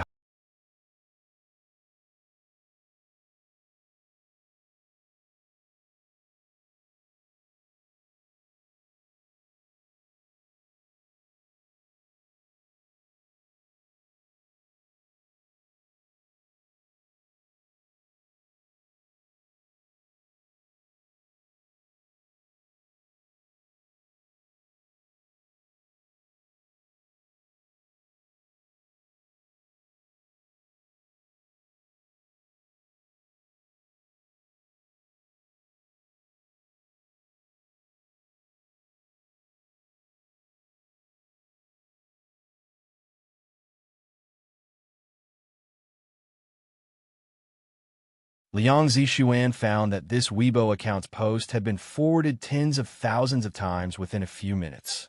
She clicked the comment below and smiled. The poster above, you're right. Wei Xiaoqing really knows how to be modest. She modestly climbed into her sister's boyfriend's bed. I was so impressed with her politeness. Shit, sleeping with your sister's boyfriend at the age of 16. She's so amazing. When I was 16, I was so stupid that I thought I could get pregnant just by holding hands with a boy. Am I really naive? Upstairs, you still don't have a boyfriend. Look at Wei Xiaoqing. She inherited her mother's good traditions. At the age of 16, she already knew how to pry her sister's boyfriend apart. This gene is so strong, I admire it. Wei Xiaoqing, the daughter of Xiao San. Does your face hurt? I feel your pain. For her fans, weren't you guys so hellbent on defending your idol just now? Where are you guys now? Come on out, let's keep fighting. Don't be afraid, come out. At Wei Xiaoqing Little Fairy Fan Club, none of Wei Xiaoqing's fans dared to say a word. Some even chose to leave the club silently, feeling ashamed of having ever fallen in love with such an idol. Liang Zishuan's face turned red for some reason, as if hot air was blowing into her face. Hot air? She was stunned for a moment before she looked to the right side. A handsome man's face suddenly appeared before her eyes, and as she turned her head, coincidentally, her lips brushed his cheek, frightening her with a gentle touch. She instinctively wanted to dodge, but her body leaned backward. Liang Zishuan fell to the side, along with the chair she was sitting on. Han Yuanjun acted immediately, as if he was expecting this, and easily pulled her into his arms. Lowering his eyes to look at the girl in his arms, he chuckled softly. You don't have to be embarrassed after kissing me. I wouldn't mind. But she minded. The first 2 times, she was unprepared when he kissed her, and she just treated it like a dog bite, which was fine. But this time, he sat so close to her that his face almost touched hers. What does that mean? Did he want to scare her on purpose? Liang Zishuan gritted her teeth in anger. She pushed him away, grabbed her stool, and moved away. She only stopped after she had kept a safe distance from him. Han Yuanjuan's mood dropped to an extreme when he saw her avoiding him like the plague. At this moment, his cell phone rang. He threw an angry look at Liang Zishuan and took out his cell phone. Seeing that it was a call from Yao Xiao, he immediately put the phone next to his ear. President Han, I have already signed an agreement with director Su Zhengxiang for Girl of the Rose, and that the female lead should be an artist from Han Group Media. Director Su Zhengxiang has agreed that Wei Xiaoqing will never be able to play the role of the female lead. Han Yuanjun looked at Liang Zishuan with a cold expression. He said words by words while clenching his teeth. Don't mention the female lead. She can't even take the role of a tree. At this point, he did not forget to curse Liang Zishuan in his heart. He had done so many things for her in the open and in the dark, but instead of feeling grateful, she treated him like a plague. Who would not be angry in this kind of situation? Of course, when Liang Zishuan heard his words, her eyes expressed shock and guilt. Han Yuanjun put down his phone and pretended to eat noodles without a single word. Liang Zishuan could tell that he was angry. She also feels very depressed in her heart. He really scared her just now. She had never been so close to a man before. What's more, he even kissed her. She was a victim, but why did she suddenly feel a little guilty? Liang Zishuan coughed lightly to cover her embarrassment. She then asked cautiously, Why, young Master Han, did you change Wei Xiaoqing's role just now? Han Yuanjun didn't look at her. He just ate the noodles before saying, With me here, she shouldn't think of making a living in the entertainment circle. From his words, Liang Zishuan could tell that he looked down and hated Wei Xiaoqing. An indescribable feeling arose in her heart, the pleasure of venting his anger on her behalf. In the Wei family mansion now, Wei Xiaoqing has been looking at the Weibo account that he Ingmin used to post a video. She angrily smashed her phone to the ground. Bitch, it's definitely her work. How could she be so cheap? She doesn't like me, does she? That's why she posted that video. She wanted to make me look bad and being humiliated. Wei Guowei and Jiang Huifeng, who were sitting next to her, were also so angry that they couldn't say anything. They have never imagined that Liang Zishuan would post something like that. What did she take the Wei family for? Her enemy? If not, why did she hire someone to record the video as soon as she entered the house? Hoing Yi rubbed his nose and tried to calm Wei Xiaoqing down. Xiaoqing, don't be sad. Aren't you going to act in director Su Zhengxiang's movie soon? Director Su Zhengxiang is a very capable director in our country. Don't worry, as long as the movie is released, you will be popular again. When the time comes, these bad rumors will naturally be forgotten by others. They will only remember your acting abilities in front of the camera. When Wei Xiaoqing heard it, she immediately felt better. She nodded, and a hint of cruelty flashed in her eyes. You are right. I'll be starring in director Su Zhengxiang's movie soon. When I am famous, I will definitely scold the people who scolded me so cruelly today. These people's words were too unpleasant to hear. Wei Xiaoqing hoped she could tear them apart and grind their bones into dust. Just as Wei Xiaoqing imagined herself becoming popular and chased by tens of thousands of fans, Wei Guowei's phone suddenly rang. He took out his phone and immediately saw it was a call from Su Zhengxiang. He quickly put his phone to his ear and smiled happily. Director Su, hello. When Wei Xiaoqing heard that it was Su Zhengxiang, she didn't know why, but a bad premonition suddenly appeared in her heart. She stared at Wei Guowei with wide eyes, hoping she could listen to their conversation. Su Zhengxiang's voice carried a hint of slight embarrassment. President Wei, I'm calling to inform you that Wei Xiaoqing can't act in my movie anymore. Sorry. Wei Guowei was shocked. His voice suddenly became louder. Why? Director Su, we have signed the agreement before. You can't take back your words.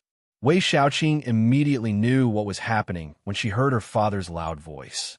She immediately squatted next to Wei Guowei and held his hand, looking up at him with her tears.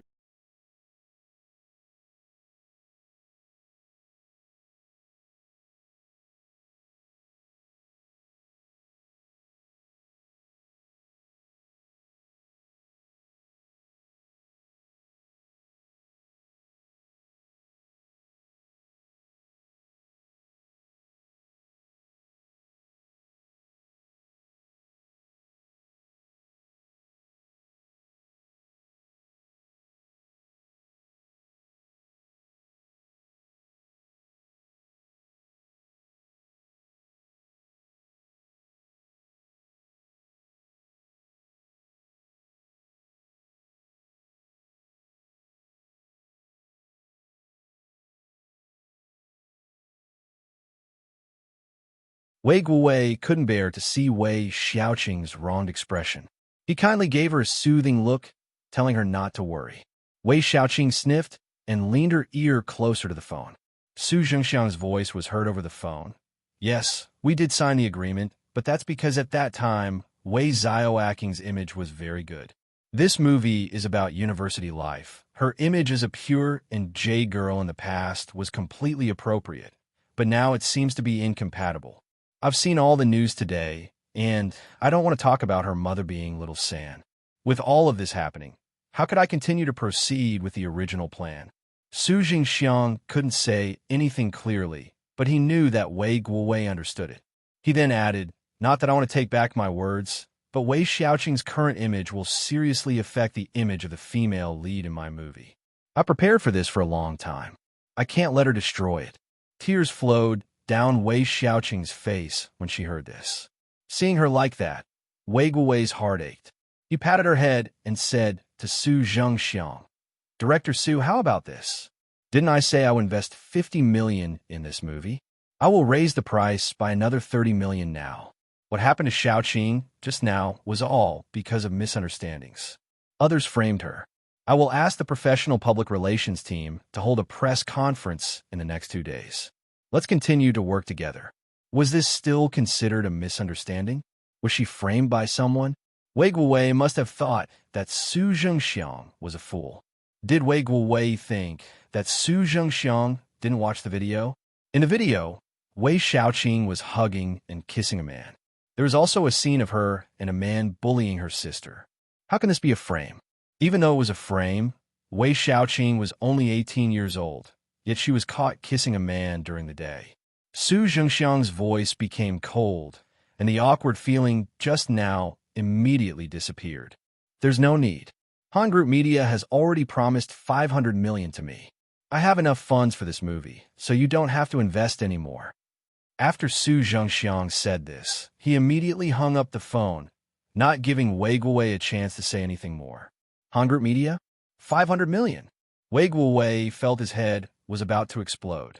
He never expected Han Yuanjun actually to come and intercept him. His 80 million was just child's play in front of the other party's 500 million. No wonder Su Zhengxiang looked down on him. Wei Xiaoqing burst into tears. This must be her doing. Definitely her. Wei Guowei pursed his lips, his face as dark as the bottom of the pot. I didn't really think that Han Yuanjun would help Liang Zixuan. What's the point of him doing this to us? Hou felt uneasy. If Liang Zixuan left him and went with a man lower than him, he would not feel bad and would even mock her. After all, she could only follow some scum. But that person was Han Yuanjun. Even 10 Hou added together couldn't be compared to Han Yuanjun's toes. How can he feel good in his heart? He just wanted to see Liang Zixuan suffer after she left him. That way, he could show how powerful he was. The current outcome, on the other hand, felt like a hard slap in the face. How can Han Yuanjun spend so much money on her? It must be just a coincidence. This has nothing to do with her. Liang Zixuan was the one who spread the rumors, and she was the culprit. Hearing that, Wei Xiaoqing angrily threw all the cups and plates on the tea table to the floor. Why is Liang Zixuan so low like her mother? I'm so angry, Art. But there was nothing she could do. Currently, Liang Zixuan was being protected by the 2 guards. Wei Xiaoqing wanted to kill her, but she didn't stand a chance. This was what made her become furious and, at the same time, being helpless. Jiang Huifeng, who had been silent all this time, laughed out loud. What are you guys upset about? After Liang Zixuan leaves the Wei family, I won't believe that she will be able to live. She then turned to Wei Guowei. Guowei, you should call the director of the nursing home now and ask them to kick that old woman out. I don't believe Liang Zixuan won't come home crying and begging for her help. Jiang Huifeng didn't believe Han Yuanjun would fall in love with that useless girl. Her daughter was great and also beautiful. If her daughter could not match with a man like that, how could Liang Zixuan, who had a rotting appearance? Wei Guowei nodded. All right, I'll call him now. Isn't she capable enough? She even dares to record our voice when she gets home. Let's see how I'll take care of her. Wei Guowei had always been convinced of this. Liang Zixuan can't possibly ignore her grandmother. Liang Zixuan had no idea that her family was plotting against her. After they finished eating, Han Yuanjun dragged her to the mall. Whether she was willing or not, he dragged her as if he was pulling a chick. His attitude was strong and arrogant. Liang Zixuan looked at the pile of clothes served by the staff and shook her head. I'm not wearing them. These dresses were very expensive, with a limited amount being released. With a little money on her bank card, it was not enough for one dress. She worked so hard to earn this money, so how can she throw it away just like that? Han Yuanjun sat on the couch and slightly raised his eyelids. His gaze fell on Liang Zixuan's delicate and fair face, and he moved his lips slightly. Don't you want to thank me? Go put on the dress. Let me admire it. Think of it as a thank you gift. This was the first time she had heard someone thank someone like this. Liang Zixuan felt that she could not afford to offend Han Yuanjun. So she took the dresses, walked to the changing room, and tried them one by one. Han Yuanjun frowned when he saw her exposed shoulder. Liang Zixuan thought he didn't like it. So she went back to change into something more conservative, which could cover her whole body. However, his expression was still very ugly. Han Yuanjun was really difficult to please. Liang Zixuan put on her clothes and walked out, sneering.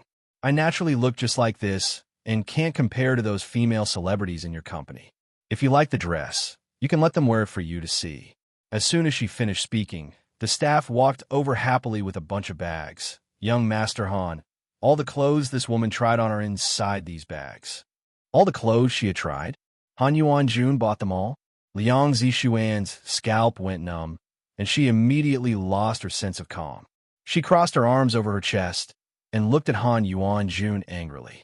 Young Master Han, what do you mean by that?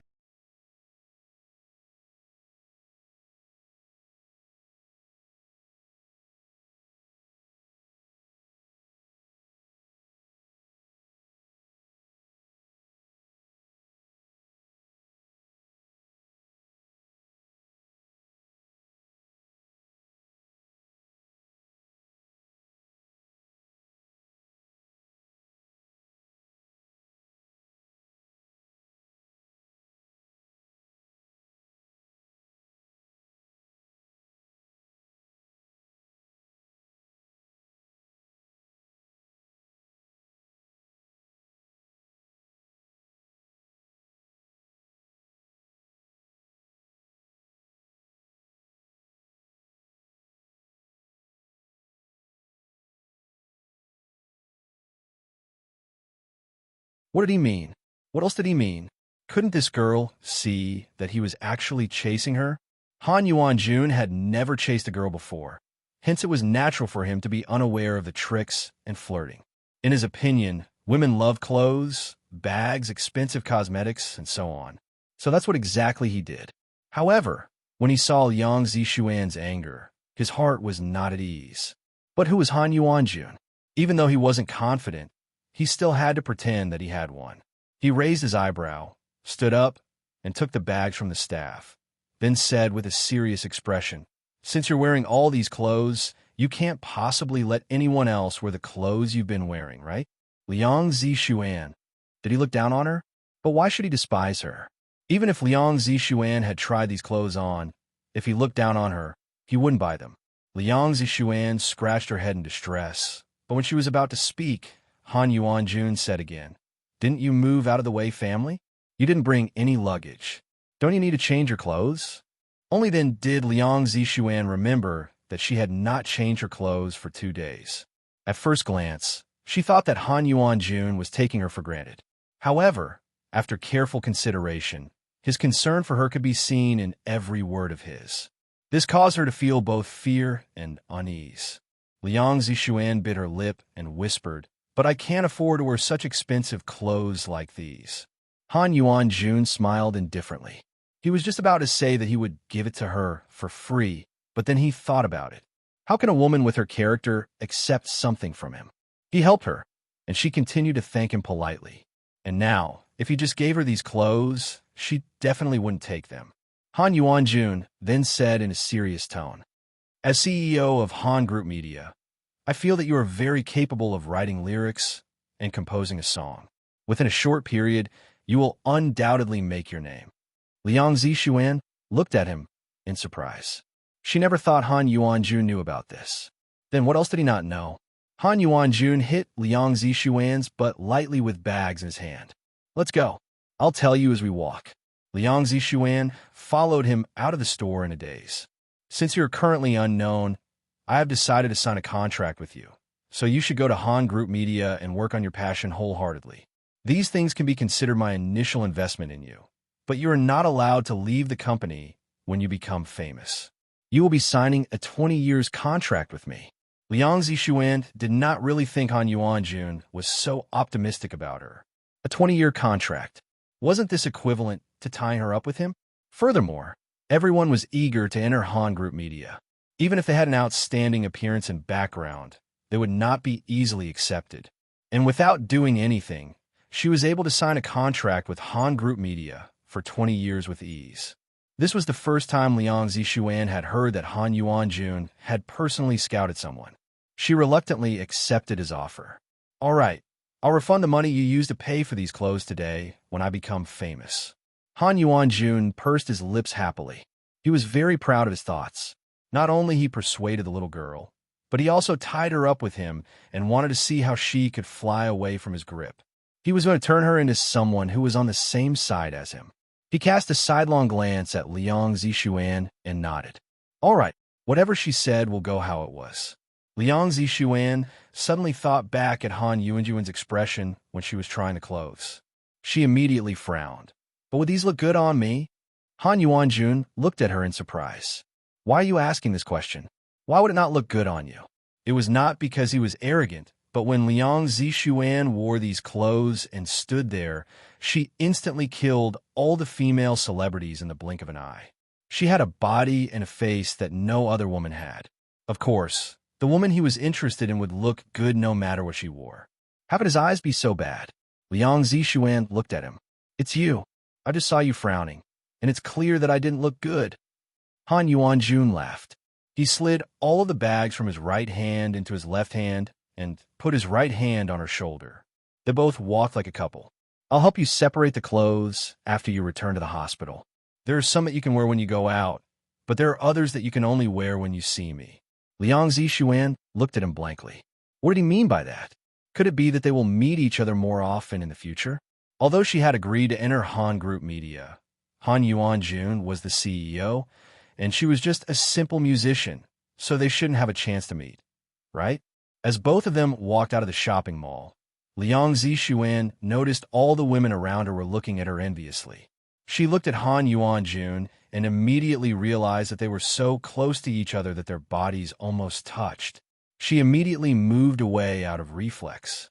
Who knew that his hand had a tight grip? And instead of moving away, he was pulling her closer to him. Liang Zixuan's expression soon darkened. She gritted her teeth and said, Young Master Han, please behave. Han Yuanjun lifted the bag in his left hand and said with a wronged expression, It's heavy. How many do you want me to carry? What the hell? When it came to the Han Yuanjun, Liang Zixuan believed she would lose all of her brain cells. She felt that Han Yuanjun, raised to be a noble, probably had an interest in her because he had never met a girl with such a pitiful background. Maybe after 2 days, he'll be tired and grow bored. Then she can live her life happily after that. Thinking of it this way, Liang Zixuan felt more confident and didn't care what Han Yuanjun did to her. When they arrived at the music store, the guitar was already repaired. Liang Zixuan paid for it herself, and then followed Han Yuanjun back to the car with the guitar in her hand. Han Yuanjun, on the other hand, didn't say much. Sometimes, if he forces her too hard, the results will simply be unproductive.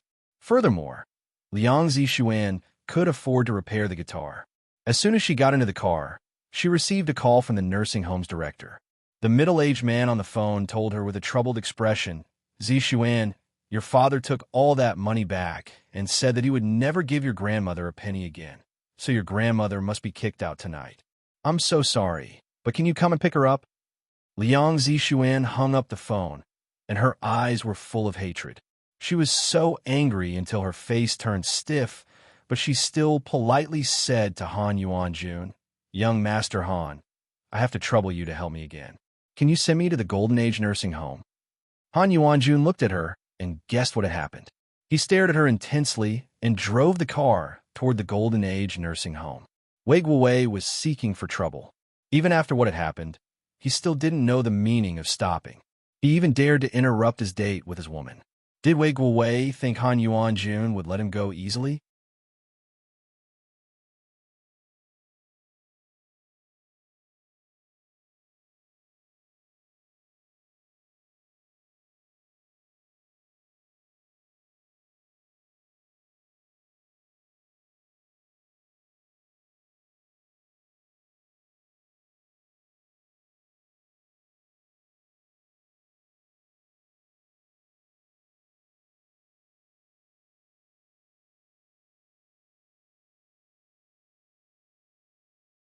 The car stopped in front of the Golden Age nursing home.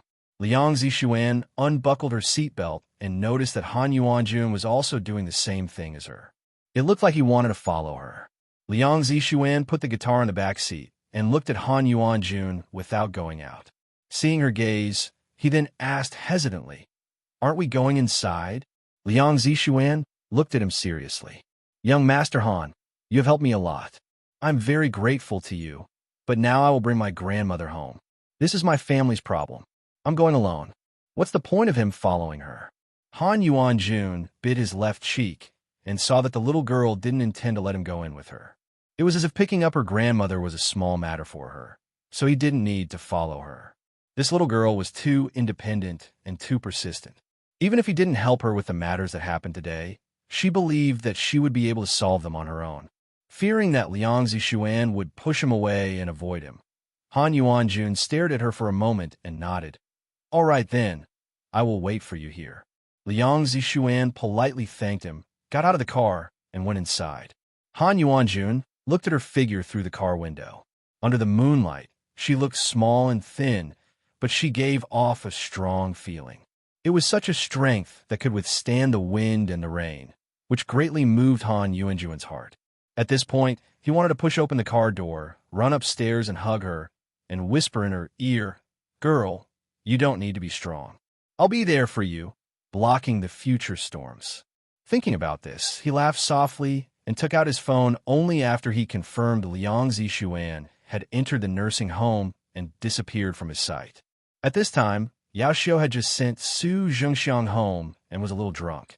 Standing in the night wind, he suddenly received a call from Han Yuanjun. He was stunned for a moment, then immediately picked up the phone and put it to his ear. Even though Han Yuanjun was not by his side, he remained attentive and addressed him respectfully as President Han. Han Yuanjun lightly tapped his finger on the steering wheel and said to him, "Go and check Yuan now and create trouble for Wei Guowei. Don't make it too obvious." Yao Xiu clearly knew Han Yuanjun was helping Liang Zixuan take care of Wei Guowei, but he didn't understand why Han Yuanjun needed to go as far as creating trouble. Borrowing the power of alcohol, he boldly asked, "President Han, can't you just instantly crush Yuan now to death? What's the point of stabbing him with a knife without pain or itching?" Han Yuanjun's face immediately darkened as he gritted his teeth and cursed. "Are you that stupid? If I crush Wei Guowei to death, how will I have a chance to help Liang Zixuan in the future?" Yao Xiu was so shocked that he couldn't say a word. Although Han Yuanjun had never tried to seduce a girl before, his methods were not inferior to anyone. Once he met Liang Zixuan, he automatically activated his ability to seduce her. Awesome. Han Yuanjun suddenly realized that he had to explain everything to Yao Xiu. He wrote down the amount of his, Yao Xiu, salary he would deduct later in his heart. He then said calmly, "Hurry up and go." Yao Xiu immediately nodded. All right, I'll go now. President Han, you can do it."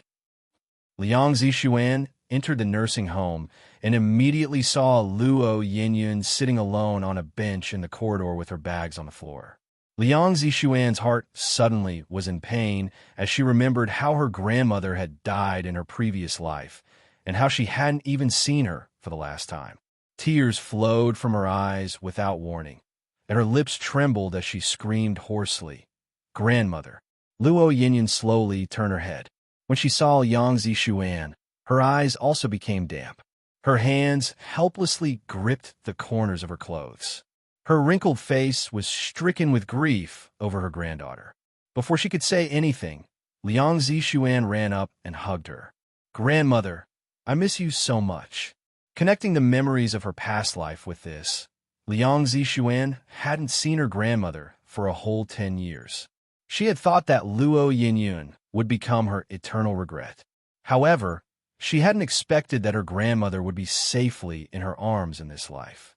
Suddenly, 100 emotions filled her heart, and she couldn't help but burst into tears while hugging her grandmother. Luo Yinyun felt more guilty once she saw Liang Zishuan crying. She thought Liang Zishuan was crying because she was kicked out of the nursing home and her granddaughter could no longer take care of her. Luo Yinyun raised her wrinkled hand and patted Liang Zishuan's back gently, comforting her at the same time. "Zishuan, don't cry, be good. I can live on my own, so don't worry." "Grandmother." Liang Zishuan looked up and pouted before saying coquettishly, "Grandmother, what are you talking about? Even if Wei Guowei didn't want to take care of you, I still plan to take you out to stay with me. Although I'm not ready right now, as long as you don't mind, I believe I can make you live a better life." Luo Yinyun was stunned. She didn't quite understand what Liang Zishuan meant. She frowned as she asked, "Then, are we going back to the Wei family? Will Jiang Huifang accept us?" Liang Zishuan stood up. With one hand, she took Luo Yinyun's bags on the floor, while her other hand held Luo Yinyun's arm tightly. Slowly, both of them walked out. "I have moved out of the Wei family and will never return there again." Moved out from the Wei family? Thinking of all the bullying Liang Zishuan endured over the years in the Wei family, Luo Yinyun felt remorseful. "Xian, did the people from the Wei family bully you again? Did Wei Guowei hit you again?" Liang Zishuan was always happy in front of her and didn't want her to worry. Hearing this, Liang Zishuan smiled and shook her head. "Grandmother, rest assured, from today onwards, no one will bully me. It's already considered not bad that I don't bully them." "Huh." Seeing her confident expression, Luo Yinyun finally smiled. "You brat." As they exited the nursing home, Liang Zishuan saw Han Yuanjun proudly standing outside the car. When his deep eyes met hers, he smiled and walked towards her with quick steps. Luo Yinyun, on the other hand, didn't move at all. Han Yuanjun took the bag from Liang Zishuan's hand and held them. Luo Yinyun was shocked to see a handsome, graceful, and reserved man doing a gentle thing for her granddaughter. She asked a question. "This is—" Liang Zishuan didn't know how to introduce Han Yuanjun to her grandmother. She was afraid that if she said something, her grandmother would misunderstand it. Unexpectedly, Han Yuanjun wasn't shy at all.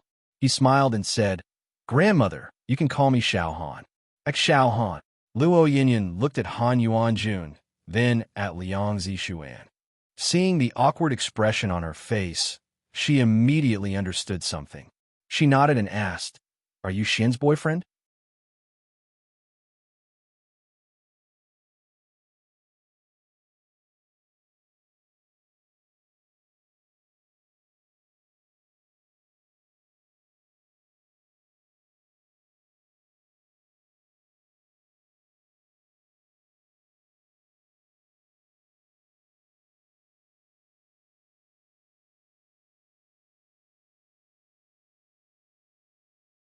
"Boyfriend. Grandmother, I like you." Han Yuanjun smiled contentedly and did not argue. Of course, he accepted that identity. Liang Zishuan pulled Luo Yinyun's hand, her face red to her ears, and she then whispered, "Grandma, no. He's my future boss. I'm afraid he felt sorry for me, which is why he helped me." "Grandmother, please don't misunderstand." Luo Yinyun looked at her and then looked at Han Yuanjun. This young man was quite handsome, and he treated her granddaughter very well. Luo Yinyun smiled without saying a word. The smile was like that of a family elder admiring her grandson-in-law. Han Yuanjun didn't feel the slightest bit ashamed. Instead, he puffed up his chest and let his grandmother see enough. Let's hurry up and leave. It's already late." Liang Zishuan had no choice but to urge the two of them to leave. Standing at the nursing home entrance, Her grandmother and the man in front of her looked at each other with satisfied smiles. How awkward. Han Yuanjun took a step forward and walked out first. He opened the trunk and put the bags inside. Then he walked to the back seat and opened the door for them. Liang Zishuan. Luo Yinyun gave Liang Zishuan a nudge. Xian, what are you waiting for? Get in the car. Liang Zishuan sighed and let Luo Yinyun get into the car first before she followed from behind. As she entered, she saw Han Yuanjun place his palm on the top of the car door to prevent her head from hitting the door. Deng Hui and Ai Tian have done the same today. However, when Han Yuanjun did it, it felt different. It added a little tenderness and love to her. Liang Zishuan felt a strange electricity surge in her heart, making her heart ache. She didn't know why, because right now, she suddenly felt like wanting to cry. This was Han Yuanjun, the CEO of Han Group Media, a man who holds most of the entertainment circle in his hands. She never thought he had a gentle side to him. While Liang Zishuan was lost in her mind, Luo Yinyun started chatting with Han Yuanjun, who drove the car. Xiao Han, how old are you? Han Yuanjun looked at Liang Zishuan from the rearview mirror and pursed his lip. 30 this year. Liang Zishuan was just 20 years old, and he was 30. He was 10 years older than her. Would his grandmother think he was too old? Of course, he heard Luo Yinyun say in surprise, "You're already 30. It's over." His grandmother despised him. Han Yuanjun immediately felt bitter. Age was the only thing he couldn't change. What can he do? He didn't want to be 30 either. For the first time in his life, he wanted to crawl out of his mother's womb a few years later. After losing his goodwill points here, he decided to add them back from elsewhere. He cleared his throat and said seriously, "But grandmother, I've never had a girlfriend." Luo Yinyun looked at him with a strange expression. She came from an older generation, and her definition of a man was 25 or 26. Han Yuanjun, on the other hand, was already 30, and he told her he had never had a girlfriend? Luo Yinyun pursed her lips and thought in her heart, could it be that Xiao Han is mentally ill? Or there may be a physiological problem. How could a great man like him not have a woman? The more Luo Yinyun thought about it, the more she felt that she was right. There must be something wrong with this man. Even though Han Yuanjun was driving in the front, he could still feel the disdainful eyes of his grandmother from behind. He glanced at Luo Yinyun in the rearview mirror, and his heart was beating fast. Did he say something wrong? Fortunately, Liang Zishuan had come back to her senses. She held Luo Yinyun's arm and said, "Grandmother, we have to stay in the hospital tonight. Tomorrow, I will go out and find a house." Han Yuanjun immediately wanted to get a good impression in front of Luo Yinyun. So he said, "Let me help you find it. I have a friend who is a real estate agent." Friend? Liang Zishuan scoffed at her heart. His friends would recommend either villas or upscale residential buildings. Plus, she didn't want to buy a house. She just wanted to rent a house, so she didn't need to bother this man anymore. Young Master Han. Her attitude was quite polite. I can handle trivial things like this on my own. Plus, I can't afford to rent the house recommended by your friends. She deliberately emphasized the word rent. Han Yuanjun felt a pang in his heart. He wanted to say that he had many houses. Why can't she pick one? However, he already had a plan in mind. He let out a faint smile and didn't insist at this time. When they arrived at the hospital, Han Yuanjun carried the clothes he had bought for Liang Zishuan in his left hand and his grandmother's belongings in his right. He looked like the right boyfriend and insisted on accompanying Liang Zishuan and his grandmother back to the ward. Liang Zishuan still had her guitar. Knowing that she could not hold anything alone, she nodded in agreement. When Han Yuanjun arrived at the ward, he took all of the clothes out of the bag and carefully arranged them. Finally, he called her. "You can wear these when you're out normally." He patted the other piles. "You can only wear these when you meet me alone." She thought he was just kidding, but she didn't think he was serious. Liang Zishuan could see at a glance that the clothes she could wear to meet him in person had her shoulders or back exposed, and the clothes she could wear when going out all covered her body. Han Yuanjun looked out the window and stood up. "It's already late. You and grandmother should have some rest." Liang Zishuan didn't want to keep him any longer. "All right." Han Yuanjun said goodbye to Luo Yin politely. Then, he turned and looked at Liang Zishuan. You don't intend to send me off? Liang Zishuan looked at him blankly. Who told her to rest just now?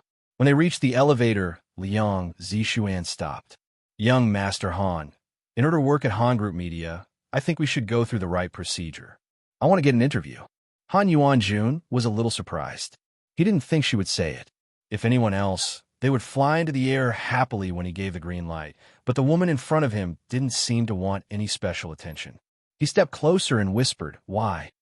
Liang Zishuan instinctively took a step back, created the distance between him and her, and said with a smile, "Because I believe in my strength. Even if I don't pass your test, I am confident that I can enter the Han Group Media as long as I don't give up." Han Yuanjun narrowed his eyes when he saw her confident and relaxed face. It was as if there was a very bright light shining from her body that caught his eye. No matter how he looked at her, he couldn't tear his gaze away. Not that he wanted to, seeing that Liang Zishuan purposely distanced herself from him.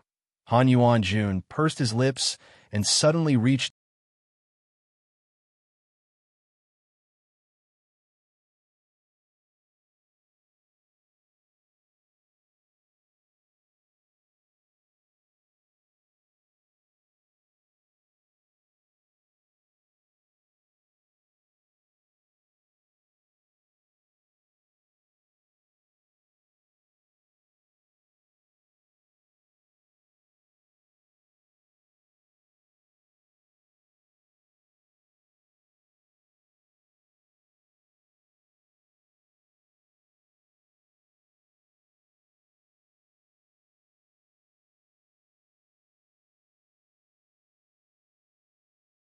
Liang Zishuan was afraid that Luo Yinyan would hear something.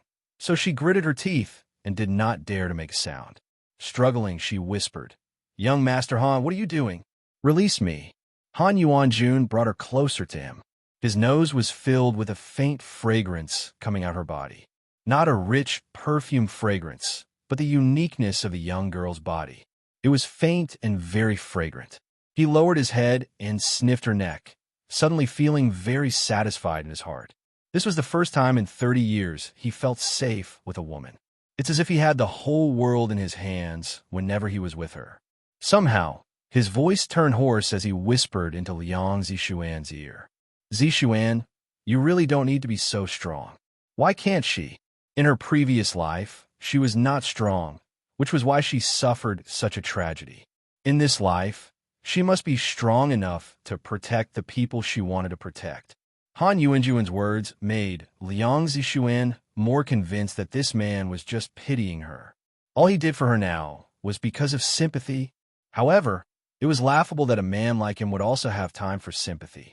Liang Zishuan stopped thrashing and smiled softly in his arms. "Young Master Han, there are many pitiful people in the world. You can be sorry for others, but I don't need them." Sympathy? Did she see his kindness to her as sympathy? This damn girl. Han Yuanjuan's expression immediately darkened. Then, without saying anything else, he grabbed her leg and went to the elevator. Liang Zishuan hung on his body like a koala, so embarrassed that her face turned red. "Han Yuanjun, what are you doing? Put me down." Han Yuanjun ignored her protest, nor he let her down. As soon as the elevator door closed, he pressed her against the wall. Liang Zishuan raised her head in surprise, her red lips slightly parted. Just as she was about to speak, she was stopped by a kiss from him. Ugh, why did this man always kiss her whenever there was something wrong? Her breathing was unstable and her heart was beating fast. Just when she almost lost her breath, Han Yuanjun finally let her go. His eyes seemed to have a fireball burning in them. His lips were stuck close to her lips, and, as if he was punishing her, he bit her rosy lips hard. "Do you still think I'm sympathizing with you?" Liang Zishuan frowned in pain. She felt as if her lips were being bitten open, and blood was flowing out. Liang Zishuan wanted to push him away, but she couldn't. She could only sigh. Instinctively, she stuck out her tongue to lick the wound, but instead she licked his lips. Her head hurt. "Young Master Han, I really didn't think there was anything special about me. Besides, we only knew each other for 2 days, yet you..." She couldn't finish her sentences.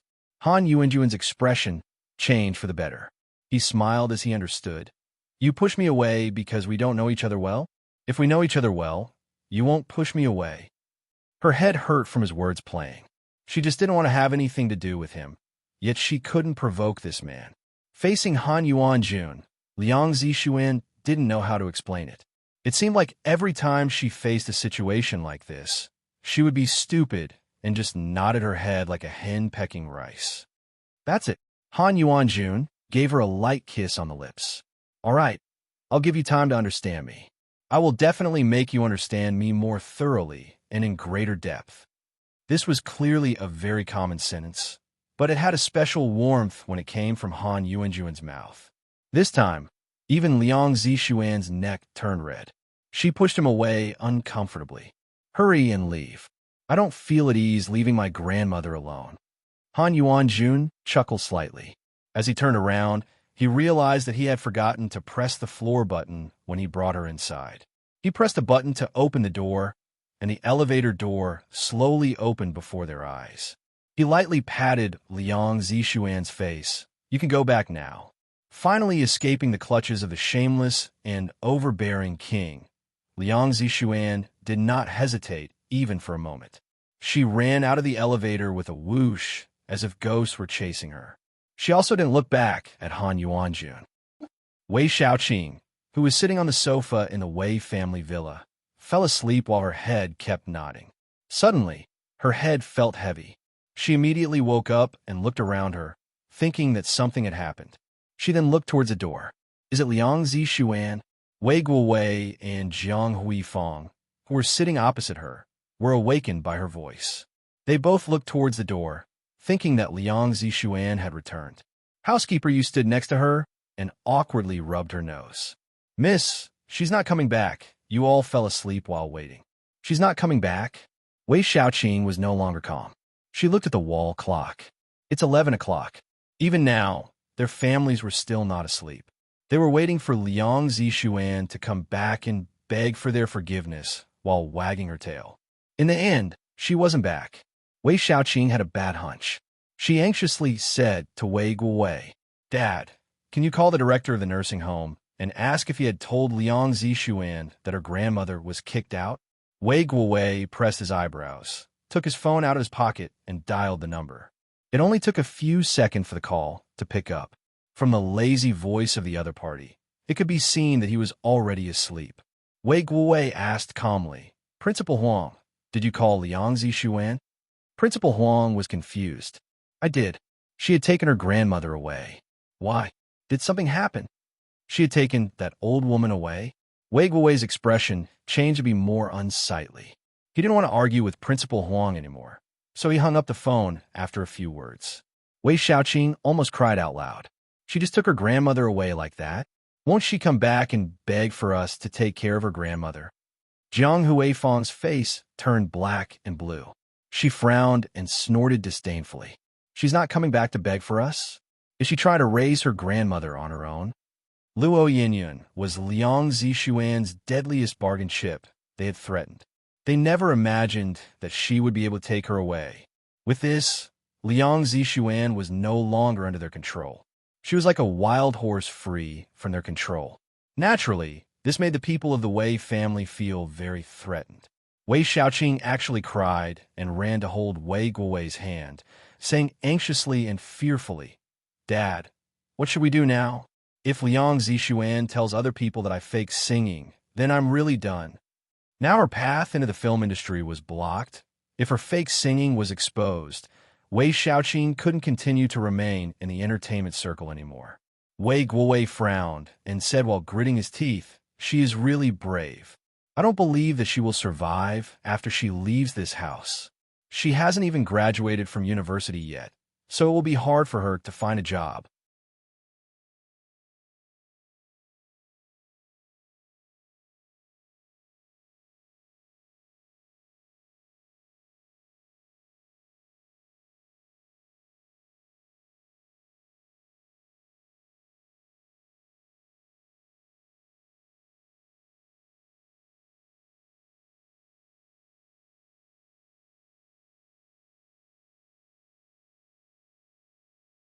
Guowei, Liang Zixuan only knows how to do makeup.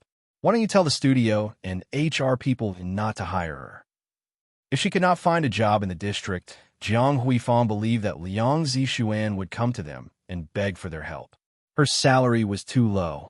Now, because the rent was expensive, she can't even afford to raise herself, let alone take care of Luo Yinyan. When the time came, she had to go back and ask for their forgiveness. Hearing that, Wei Guowei immediately nodded in agreement. Okay, I'll go and meet them tomorrow morning. I still have some contact in this area. When he saw his beloved daughter crying so much, he immediately helped her wiping the tears. Xiaoqing, don't cry. Daddy will definitely help you. Daddy will find another director for you. Even if I have to spend a lot of money, I will still find a way to make you become a female lead in a movie. You don't have to worry about Liang Zixuan. Daddy definitely won't let her live. See, this was what a father said to his daughter. The difference in these treatments was remarkable. Wei Xiaoqing, on the other hand, did not appreciate it at all. She just wanted to act in Su Zhengxiang's movie. Although Su Zhengxiang was only a second-tier domestic director, his movies were mostly focused on the youth. That's right for her age. As long as she acted in Su Zhengxiang's movie, she will attract many student fans. This was something she yearned for in her dreams. Being looked at with envy and even adoration by the other students, there was no need to mention how pleased she was with herself. In her heart, she blamed Wei Guowei for not being willing to spend 500 million to compete with Han Yuanjun. But she couldn't show it since she needed to rely on her father, so she replied, "All right, I understand. Thank you, Daddy." Wei Guowei thought that Wei Xiaoqing was scared, so he didn't pay attention to her attitude. He touched her head and gently said, "All right, hurry up and go to sleep." Meanwhile, in another place, there's someone who couldn't fall asleep at all. That night, Han Yuanjun, who never lost sleep, really lost sleep because of Liang Zixuan. The next morning, Yao Xiu stood in the president's office and looked at the bruises under Han Yuanjun's eyes. He suddenly felt very nervous. After reporting the affair for today, when he saw Han Yuanjun didn't say anything or make any move, Yao Xiu sighed with relief in his heart. Just as he was about to leave, he called out to him, "Wait a minute." Yao Xiu's steps froze, and his heart was beating fast. He turned around stiffly and smiled. "President, is there anything else? Liang Zixuan will be looking for a house today. Call Manager Fong and let him find a way to rent the house on the left of my apartment in Lu Reve to her." Lu Reve, how powerful his move was. He even found a way to make Liang Zixuan live next to him. If there were others, Han Yuanjun surely wouldn't do that, and even when they asked for his help, he wouldn't even pay a glance at them. But when it came to Liang Zixuan, he even found a way to force her to live next to him. Yao Xiu laughed. He knew about the apartment, top level with 2 households. They all belonged to Han Yuanjun. Could it be that Han Yuanjun planned to let Liang Zixuan, who was staying on the left, move to his house? Yao Xiu imagined how Han Yuanjun would trick Liang Zixuan into sleeping with him. How Han Yuanjun was going to deceive her, he wouldn't know, but he can imagine his expression when the time comes. Han Yuanjun closed his eyes and asked in a lowered voice, "Did you hear me?" Yao Xiu was so scared until he was trembling. He immediately came back to his senses and nodded. "Yes, I'll do it right away." Liang Zixuan got up early and bought breakfast from the hospital's cafeteria for Luo Yinyan. After seeing her grandmother eating breakfast with her own eyes, she packed her things and went out looking for a house. Housing prices in Imperial City were high, and renting a house was certainly not cheap. If she and Luo Yinyan live alone, they need at least a house with 2 bedrooms. It was much better if the house was close to markets and hospitals, which will make it easier for Luo Yinyan to buy groceries and do some checkups. Many houses met her demand, but none were cheap, and she had to pay rent half a year in advance and a deposit. Liang Zixuan touched her handbag, feeling helpless. 10,000 yuan was not enough to pay half a year's rent. She went out all morning, visiting all the houses in the area, but still couldn't find a place she could rent. Just when she felt disheartened, she suddenly received a call from an unfamiliar person. "Hello, is this Liang Zixuan?" Liang Zixuan looked at the unknown number on her phone confusedly and subconsciously nodded. Yes, I am. Can I ask who you are? Oh, I'm Manager Fong from Le Reve. We happen to have a house that meets your demands. Do you have time to come with me to take a look? After she hung up the phone in shock, she rushed to the Le Reve area mentioned by Manager Fong. Liang Zixuan's left eyelid twitched uncontrollably as she stood inside the luxurious house. Ignoring the fact that the house was so expensive, just the fact that the house was on the top level made her feel like she was dreaming.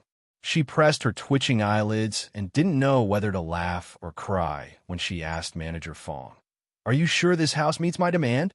Manager Fong replied seriously, "Of course. Aren't you looking for a house near the market and the hospital? If you go out of the district, you'll find a market by walking down one street. There's a big supermarket on the right, and the hospital is only a 20 minutes walk from here by foot. It's perfect. However," Liang Zixuan smiled shyly, "but I can't afford to rent this nice house." She couldn't even afford to rent a simple house, let alone this fancy house. Manager Fong glanced at her expression and laughed. "You're in luck. This apartment belongs to a friend of our boss. His friends are always abroad, and this apartment is always abandoned. However, he has to spend several $1,000s a month to clean it and take care of it. The person feels it is such a waste if he leaves this apartment empty." Seeing Liang Zixuan nodded, he continued, "So, he wants to rent this apartment, but as you can see, the furniture are quite expensive. He's afraid the people who live here would ruin it, so he didn't want to rent to the husband, wife, and children family. He said it would be best to rent to a woman, even if there is a female relative with her. As long as you clean the house for him every day, it would be enough." Liang Zixuan also thought that was justified. If no one lived in such a house, it would be a waste of money. As a result, the owner chose a single woman with a female relative who likes cleaning and could take care of the house very well. Not only could Liang Zixuan save her money, but she also could live in a nice,